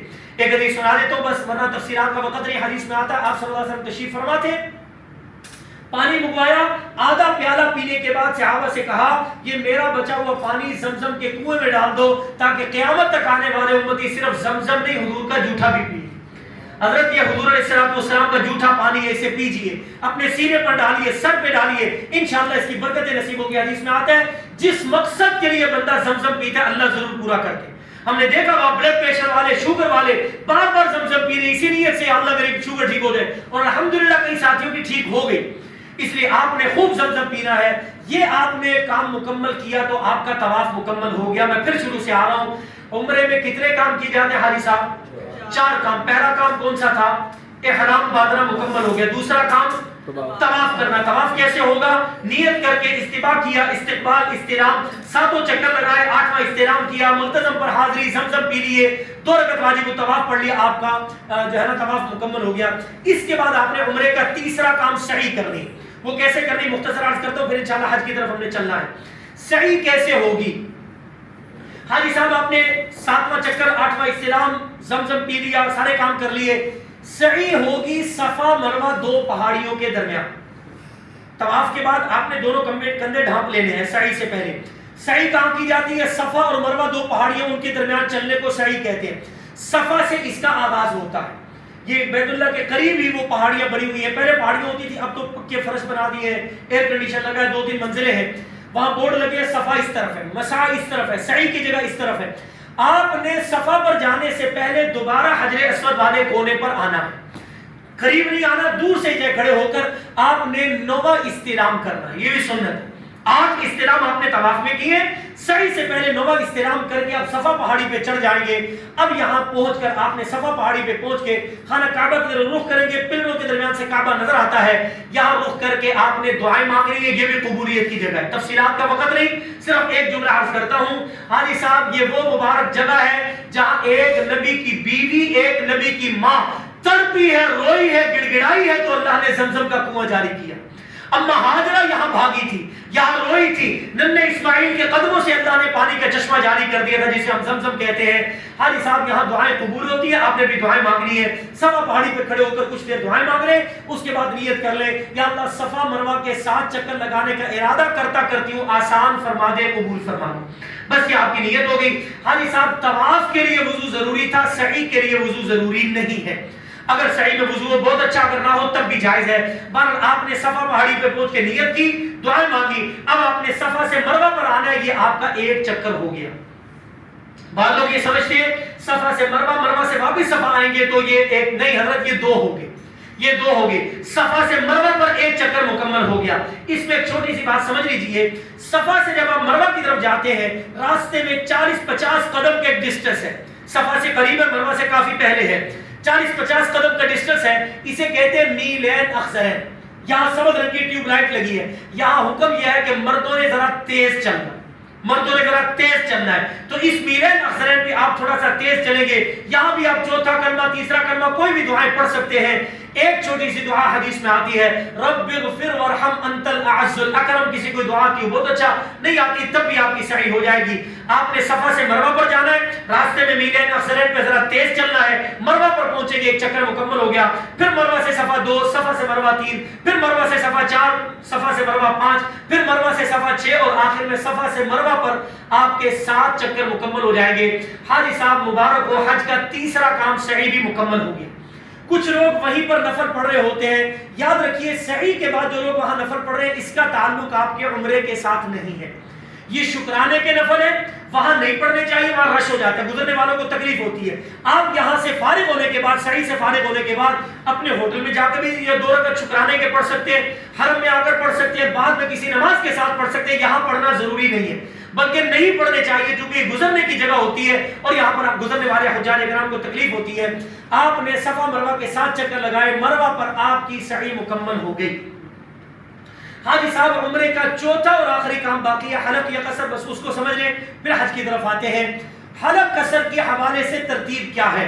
مرد حجاج کرام کے لیے تو بہتر یہ ہے کہ مرد حجاج کرام ٹینڈ کروائیں، حلق کروائیں۔ میرا آقا صلی اللہ علیہ وسلم نے ٹینڈ کرانے والوں کو 3 دفعہ رحمت کی دعا دی ہے، اللہم ارحم المحلقین، اللہم ارحم المحلقین، اللہم ارحم المحلقین والمقصرین، حدیث میں دعا آتی ہے۔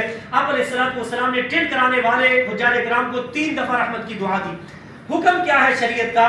جن مرد حجاج کرام کے سر کے بال 1 انچ سے بڑے ہوں، 1 انچ سے 1 پورے سے بڑے ہوں، ان کے لیے گنجائش ہے، ان کے لیے یہ بھی اجازت ہے کہ پورے سر کے بالوں میں سے 1 انچ کے برابر بال کٹوا لیں، ان کا قصر ہو جائے گا۔ بال کٹوانا حکم پورا ہو جائے گا، ٹنڈ کروانا ان کے لیے ضروری نہیں ہے، لیکن افضل ہے کہ یہ ٹنڈ کروائیں۔ 1 انچ سے بڑے بال ہیں تو بال کٹوا لیں، ان کا قصر ہو جائے گا، لیکن اگر 1 انچ یا اس سے چھوٹے ہیں پھر ٹنڈ کروانا ہی ضروری ہے، پھر حلق کروانا ضروری ہے۔ تھوڑے سے بال پکڑ کے کاٹ کے سمجھنا حاجی حلال ہو گیا، ایسا نہیں ہے، یہ غلط فہمی ہے جو وہاں پہ کچھ لوگوں نے پھیلائی ہے۔ پورے سر کی ٹنڈ کروانا یہ افضل ہے، اور جن کے سر کے بال 1 انچ سے بڑے ہوں وہ چھوٹے کروا لیں، ان کے لیے بھی گنجائش ہے۔ خواتین کا قصر کیسے ہوگا؟ خواتین اپنے بالوں کو غیر محرم کو ہاتھ نہ لگانے دیں، غیر محرم کو بالکل ہاتھ نہ لگانے دیں۔ ان کے محرم مرد ہے یا دوسری خواتین ہے وہ ان کا قصر کریں گی کیسے؟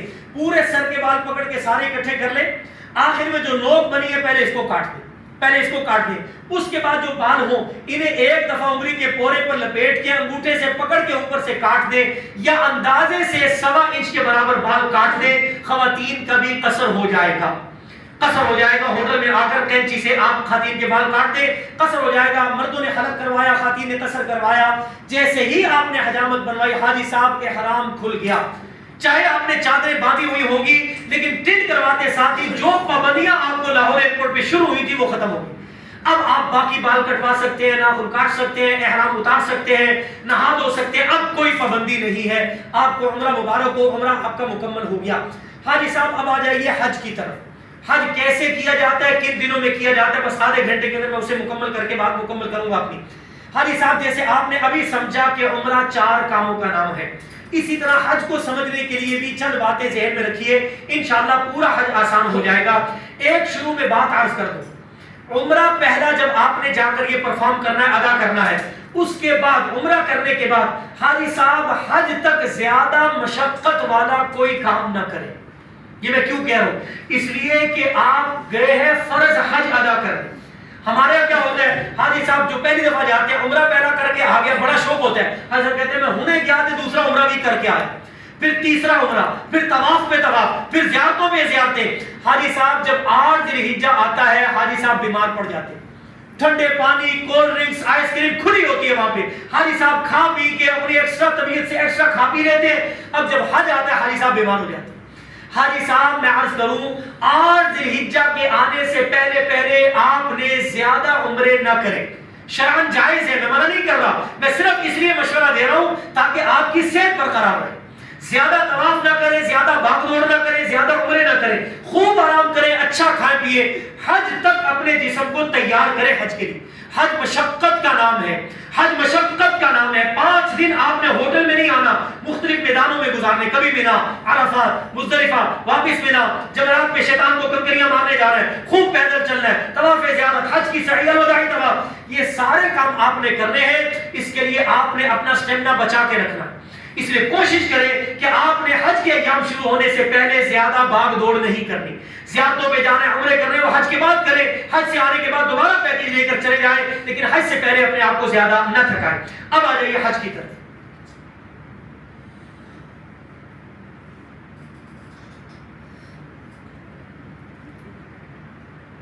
جیسے آپ نے ابھی سمجھا عمرہ 4 کاموں کا نام ہے، اسی طرح حج کو آسان کرنے کے لیے میں عرض کرتا ہوں حج 5 دنوں میں کیا جاتا ہے۔ کتنے دنوں میں کیا جاتا ہے حاجی صاحب؟ آپ حج تمتع کے لیے جا رہے ہیں، پہلے جا کر آپ نے عمرہ ادا کرنا ہے، عمرہ سیکھ لیا، اب آپ نے حج کو سیکھنا ہے۔ حج کتنے دنوں میں کیا جاتا ہے حاجی صاحب؟ 5 دنوں میں۔ کون کون سے دن پہلے کی تاریخیں یاد رکھیں، مئی کی کون سی تاریخیں ہوگی وہ وہاں جا کر آپ کو پتا چلے گا جب ذی الحجہ کا چاند جو ہے نا وہ ذی الحجہ کا چاند نظر آئے گا، پھر آپ کو کنفرم ڈیٹس بتائی جا سکے گی۔ فی الحال آپ ذی الحجہ کی تاریخیں یاد رکھیں اسلامی مہینے کے اعتبار سے۔ کون کون سی تاریخیں؟ 8 ذی الحجہ حج کا پہلا دن، 9 ذی الحجہ حج کا ذرا فرمائیے دوسرا دن 10 ذی الحجہ حج کا، 11 ذی الحجہ حج کا، 12 ذی الحجہ حج کا 5واں دن. ان 5 دنوں میں منا، عرفات، مزدلفہ، مسجد حرام، جمرات، ان 4-5 جگہوں پر جا کر دعائیں مانگنے اور چند عبادات کرنے کا نام حج ہے. 5 دنوں میں 8، 9، 10، 11، 12 ذی الحجہ 5 جگہوں پر منا، عرفات، مزدلفہ، جمرات، مسجد حرام، ان 5 جگہوں پر جا کر دعائیں مانگنا، کچھ عبادات کرنے کا نام حج ہے. اب طریقہ کیا ہوگا؟ حج کا پہلا دن کون سا حاجی صاحب؟ حج کا پہلا دن 8 ذی الحجہ. ہر دن کے کام آپ نے یاد رکھنے ہیں، انشاءاللہ حج آسان ہو جائے گا. حج کا پہلا دن 8 ذی الحجہ، اس دن کتنے کام کرنے؟ صرف ایک کام. حج کا پہلا دن 8 ذی الحجہ کتنے کام ہیں؟ ایک کام. اور وہ کیا ہے؟ حج کا احرام باندھ کر مینا جانا ہے، پورا دن مینا میں رہنا ہے، دعائیں مانگنی ہے، ذکر، عبادت، تسبیحات، نمازیں پڑھنی ہے. بس حج کا پہلا دن 8 ذی الحجہ، حج کا احرام باندھ کر مینا جانا ہے، پورا دن وہاں نمازیں پڑھتے ہوئے گزارنا مکمل ہو گیا. اس کی کچھ تفصیل کو اب سمجھیے. حاجی صاحب کتابوں میں حاجی صاحب نے پڑھا ہوتا ہے 8 ذی الحجہ کی فجر کے بعد احرام باندھ کر مینا جائیں.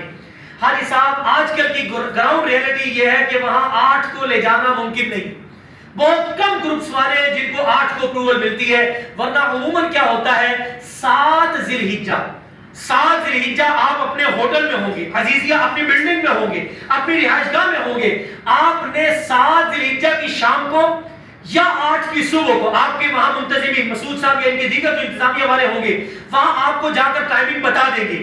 6 ذی الحجہ کو یا 5 ذی الحجہ کو وہاں آپ کو پہنچتے ساتھ ہی آپ کو 2-3 ڈاکومنٹس دیں گے، وہ آپ نے اپنے پاس رکھنے. 2 کارڈ ہوں گے جو آپ نے گلے میں ڈالنے، نسخ کارڈ اور ایک اور کارڈ ہوگا. یہ 2 کارڈ آپ نے اپنے گلے میں ڈالنے ہیں. ایک کڑا آپ کو پلاسٹک کا دیا جائے گا، وہ آپ نے اپنے ہاتھ میں پہننا ہے. آپ کے پاس آپ کا، یہ میں بار بار عرض کر رہا ہوں حاجی صاحب، اس سال انہوں نے بہت سختی کر دی. وہاں چونکہ بہت سارے لوگ غیر قانونی حج کرتے تھے، 2 سال پہلے وہاں وفات بھی ہوئی تھی گرمی کی وجہ سے، آپ نے سنا ہوگا، اس لیے انہوں نے بہت سختی کر دی ہے. وہ 2 کارڈ جو آپ کے گلے میں ہو، مرد بھی خواتین بھی، اور ہاتھ کا کڑا، یہ ہر وقت آپ کے پاس ہونا چاہیے. یہ نہیں کرنا کہ وہ کارڈ ملا آپ نے بیگ میں ڈال دیا، وہ آپ نے اپنے کمرے میں رکھ دیا. حاجی صاحب وہ وہاں رہ گیا، آپ اسی طرح باہر نکلیں گے، باہر چلتے کھڑے وہ آپ کو پکڑ کے لے جائیں گے. جتنی دیر میں تحقیق کرتے کرتے آپ کو ذہنی کوفت ہوگی، آپ گروپ سے الگ ہو جائیں گے، آپ پریشان ہو جائیں گے. اس لیے ہر وقت وہ کارڈ بھی آپ کے گلے میں ہو، حتیٰ کہ مینا خیموں کے واش روم میں بھی جانا ہے تو آپ کڑا آپ کے ہاتھ میں ہو. وہ کارڈ آپ کے نہاتے ہوئے بھی وہ آپ کے پاس ہونا چاہیے، کسی بھی وقت وہاں کے لوگ چیکنگ کر سکتے. وہ آپ نے بالکل نہیں اتارنا اپنے جسم سے، وہ اپنے ساتھ اپنے لگا کے رکھنے. پر حاجی صاحب حج شروع ہونے سے پہلے 6 ذی الحجہ کو یا 7 ذی الحجہ کو صبح، یہ آپ کو انتظامیہ والے آپ کے ہوٹل میں آ کے آپ کو بتا دیں گے بھائی کل یعنی 7 کی شام کو یا 8 کی صبح کو اتنے بج کے اتنے منٹ پر بسیں آئیں گی، ہم نے مینا جانا ہے. وہ 7 کی شام کا ٹائم دے یا 8 کی صبح کا ٹائم دے، جو وقت آپ کو بسوں کے آنے کا یہ دیں گے، اس سے 1.5-2 گھنٹے پہلے آپ نے حج کا احرام باندھنا ہے. کیسے باندھ رہے ہیں؟ جیسے عمرے کا باندھا تھا. کہاں سے باندھ رہے ہیں؟ اپنی رہائش گاہ، اپنی بلڈنگ، اپنے عزیزیہ کے ہوٹل سے باندھ، کہیں اور نہیں جانا. عمرے کے احرام آپ لاہور ایئرپورٹ سے باندھیں گے یا مدینے سے نکلتے ہوئے مدینہ شریف سے باندھیں گے، لیکن حج کا احرام آپ نے 7 کی شام کو یا 8 کی صبح کو اپنے ہوٹل، اپنی عزیزیہ کی بلڈنگ سے باندھ رہے ہیں. کیسے باندھ رہے ہیں؟ جیسے عمرے کا باندھا تھا. فرق صرف اتنا ہوگا کہ آپ نے عمرے کا احرام باندھتے ہوئے نیت کس کی تھی؟ عمرے کی. آج 7 ذی الحجہ کو یا 8 کی صبح کو جب آپ احرام باندھیں گے، آپ نے چادریں پہنی، نفل پڑھ کے جب نیت کرنی ہے تو نیت کس کی کرنی ہے؟ آج آپ نے حج کی نیت. بس یہ فرق ہوگا. اس کے بعد آپ نے اسی طرح تلبیہ پڑھنا ہے اور آپ نے مینا چلے جانا ہے. حاجی صاحب ایک بات یہاں عرض کر دوں بہت ضروری، یہ جو حج کے 5 دن میں نے بتائے 8، 9، 10، 11، 12 ذی الحجہ، یہ 5 دن آپ نے اپنے ہوٹل میں نہیں آنا. یہ 5 دن آپ نے مینا میں جانا ہے، عرفات میں جانا ہے، مزدلفہ میں جانا ہے، پھر واپس مینا آنا ہے، جمرات میں جانا ہے، طواف زیارت کرنے جانا ہے. ان 5 دنوں کے لیے کچھ سامان آپ نے پیک کرنا ہے، باقی سامان آپ کا ہوٹل میں رہے گا. ان 5 حج کے 5 دنوں میں آپ نے چونکہ ہوٹل میں نہیں آنا، اس طرح کا ایک بیگ آپ نے تیار کرنا ہے. یہ حج کے 5 دنوں میں بیگ آپ کے کام آئے گا. 15 چیزیں آپ کو لکھوا رہا ہوں، 15-18 چیزیں، وہ آپ کو حج کے ان دنوں میں کام آئیں گی. یہ بیگ آپ نے 7 ذی الحجہ کی دوپہر کو اپنے ہوٹل کی بلڈنگ میں تیار کر لینا. 7 ذی الحجہ کی دوپہر کو اپنے حج کے 5 دنوں کے لیے ہینڈ کیری تیار کرنا ہے. مرد الگ کریں گے، خواتین الگ کریں گے. آپ کے پیکج میں اگر ڈبل بیڈ کا آپ کو روم دیا بھی جائے گا تو وہاں رہائش گاہ میں تو ہو سکتا ہے، لیکن مینا عرفات مزدلفہ کے اندر، مینا عرفات میں خاص طور پہ عورتوں کے الگ خیمے ہیں، مردوں کے الگ خیمے. آپ نے اپنی ضرورت کا سامان جو اس میں رکھنا ہے اپنی سہولت کے مطابق رکھنا ہے. عورتوں نے الگ، مردوں نے الگ. لائٹ ویٹ رکھے، کم سے کم وزن والا. کیوں؟ اس لیے کہ یہی بیگ پہن کر آپ نے 10 ذی الحجہ کو مینا واپس 8-7 کلومیٹر کا پیدل سفر طے کر کے واپس آنا ہے. ہلکا پھلکا سامان ہوگا تو آسانی رہے گی. 12-15 چیزیں عرض کرنے لگا وہ آپ نے اس بیگ میں رکھنی ہے. کون کون سی؟ احرام کی 2 چادریں. مرد حضرات احرام کا ایک سیٹ اس بیگ میں رکھیں. خواتین اپنے روٹین کے 2 جوڑے اس میں رکھ لیں، 2 جوڑے رکھ لیں. مرد حضرات ایک احرام کا سیٹ رکھیں گے اور ایک کپڑوں کا جوڑا اس بیگ میں رکھیں گے. اپنا بند جوتا اس بیگ میں رکھ لیں، ایک جوتا ایکسٹرا اس بیگ میں ضرور لے کر جائیں. نمبر 3، اس بیگ میں آپ ایک گرم چادر رکھ لیں. گرم چادر. آپ اس بیگ میں پلاسٹک کی چٹائی رکھ لیں. پلاسٹک کی چٹائی مزدلفہ کے میدان میں وہاں کوئی سہولت نہیں ہوتی، رات سونے کے لیے وہ چٹائی آپ کے کام آتی ہے. پلاسٹک کی چٹائی رکھ لیں.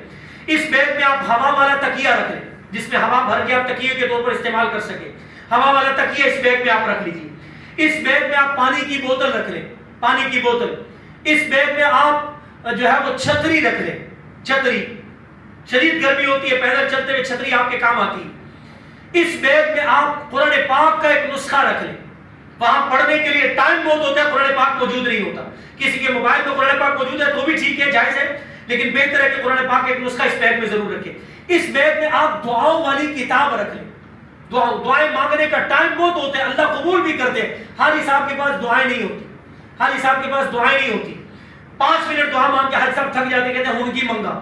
حاجی صاحب وہاں دعائیں مانگنی ہے اور اتنی مانگنی ہے کہ میرا آقا صلی اللہ علیہ وسلم نے 5 گھنٹے عرفات کے میدان میں دھوپ میں کھڑے ہو کر میرے آپ کے لیے دعائیں مانگی ہے. آج ہمارے لیے 5 منٹ وہاں کھڑے ہو کر دعا مانگنا مشکل ہوتا ہے. تو آپ نے دعائیں مانگنی ہے. دعاؤں کے لیے 2 کتابیں بتاتا ہوں. 2 کتابیں اردو بازار سے مل جاتی ہے، نیٹ سے بھی ڈاؤن لوڈ کر سکتے ہیں. اردو ترجمے والی لے لیں تو سب سے بہتر ہے. یہ ان 2 کتابوں کا کمال یہ ہے ان کے رائٹرز کا، ان 2 کتابوں کے لکھنے والے نے یہ کیا ہے، پوری زندگی میرے آقا صلی اللہ علیہ وسلم نے جتنی دعائیں مانگی، قرآن پاک میں اللہ نے جتنی دعائیں سکھائی، پچھلے انبیاء نے جتنی دعائیں مانگی، وہ ساری دعائیں علماء نے ان 2 کتابوں میں جمع کر دی. عربی میں ہے، نورانی الفاظ، آپ صلی اللہ علیہ وسلم کی زبان مبارک سے نکلے ہوئے الفاظ ہیں. آپ عربی آتی ہے اس کو پڑھیں بہت اچھا، ورنہ کم از کم اردو میں نیچے جو دعائیں پڑھی ہیں وہ پڑھتے رہیں، انشاءاللہ اللہ وہ بھی قبول کریں گے. ایک کتاب کا نام ہے الحزب الاعظم، ملا علی قاری رحمۃ اللہ کی کتاب ہے الحزب الاعظم. پوری زندگی آپ صلی اللہ علیہ وسلم نے جتنی دعائیں مانگی اس میں موجود ہیں. یہ لے کر جائیں عرفات مینا کے خیموں میں، ان کو نکال کر اللہ سے مانگیے. دعا مانگنے کے انداز میں انشاءاللہ فائدہ ہوگا. آپ حیران ہو جائیں گے، اس میں ایسا کچھ اللہ کے نبی صلی اللہ علیہ وسلم نے ہمیں مانگنا سکھایا ہے جو ہمارے ذہن میں، دل دماغ میں کبھی اس کا خیال بھی نہیں آیا. ایسی دعائیں اللہ کے نبی صلی اللہ علیہ وسلم نے مانگنا سکھائی، ان کتابوں میں موجود ہے. دوسری دعاؤں کی کتاب کا نام ہے مناجات مقبول. مناجات مقبول، ایسی دعائیں، مناجات کا معنی ہے دعائیں، مقبول کا معنی ہے ایسی دعائیں جو اللہ نے قبول کر دی. مناجات مقبول، یہ دعاؤں کی کتاب کا نام ہے، نیٹ سے بھی ڈاؤن لوڈ کر سکتے ہیں آپ. یہ 2 دعاؤں کی کتابیں بھی اس بیگ میں رکھ لیں. 7 دانوں والی تسبیح اس بیگ میں رکھ لیں.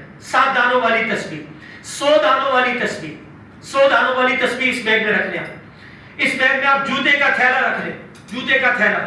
اس بیگ میں آپ سٹون بیگ رکھ لیں، کنکریوں کی تھیلی، چھوٹی سی تھیلی ہوتی ہے جس میں کنکریاں رکھی جاتی، وہ سٹون بیگ بھی آپ اس بیگ میں رکھ لیں. سٹون بیگ آپ اس بیگ میں رکھ لیجئے.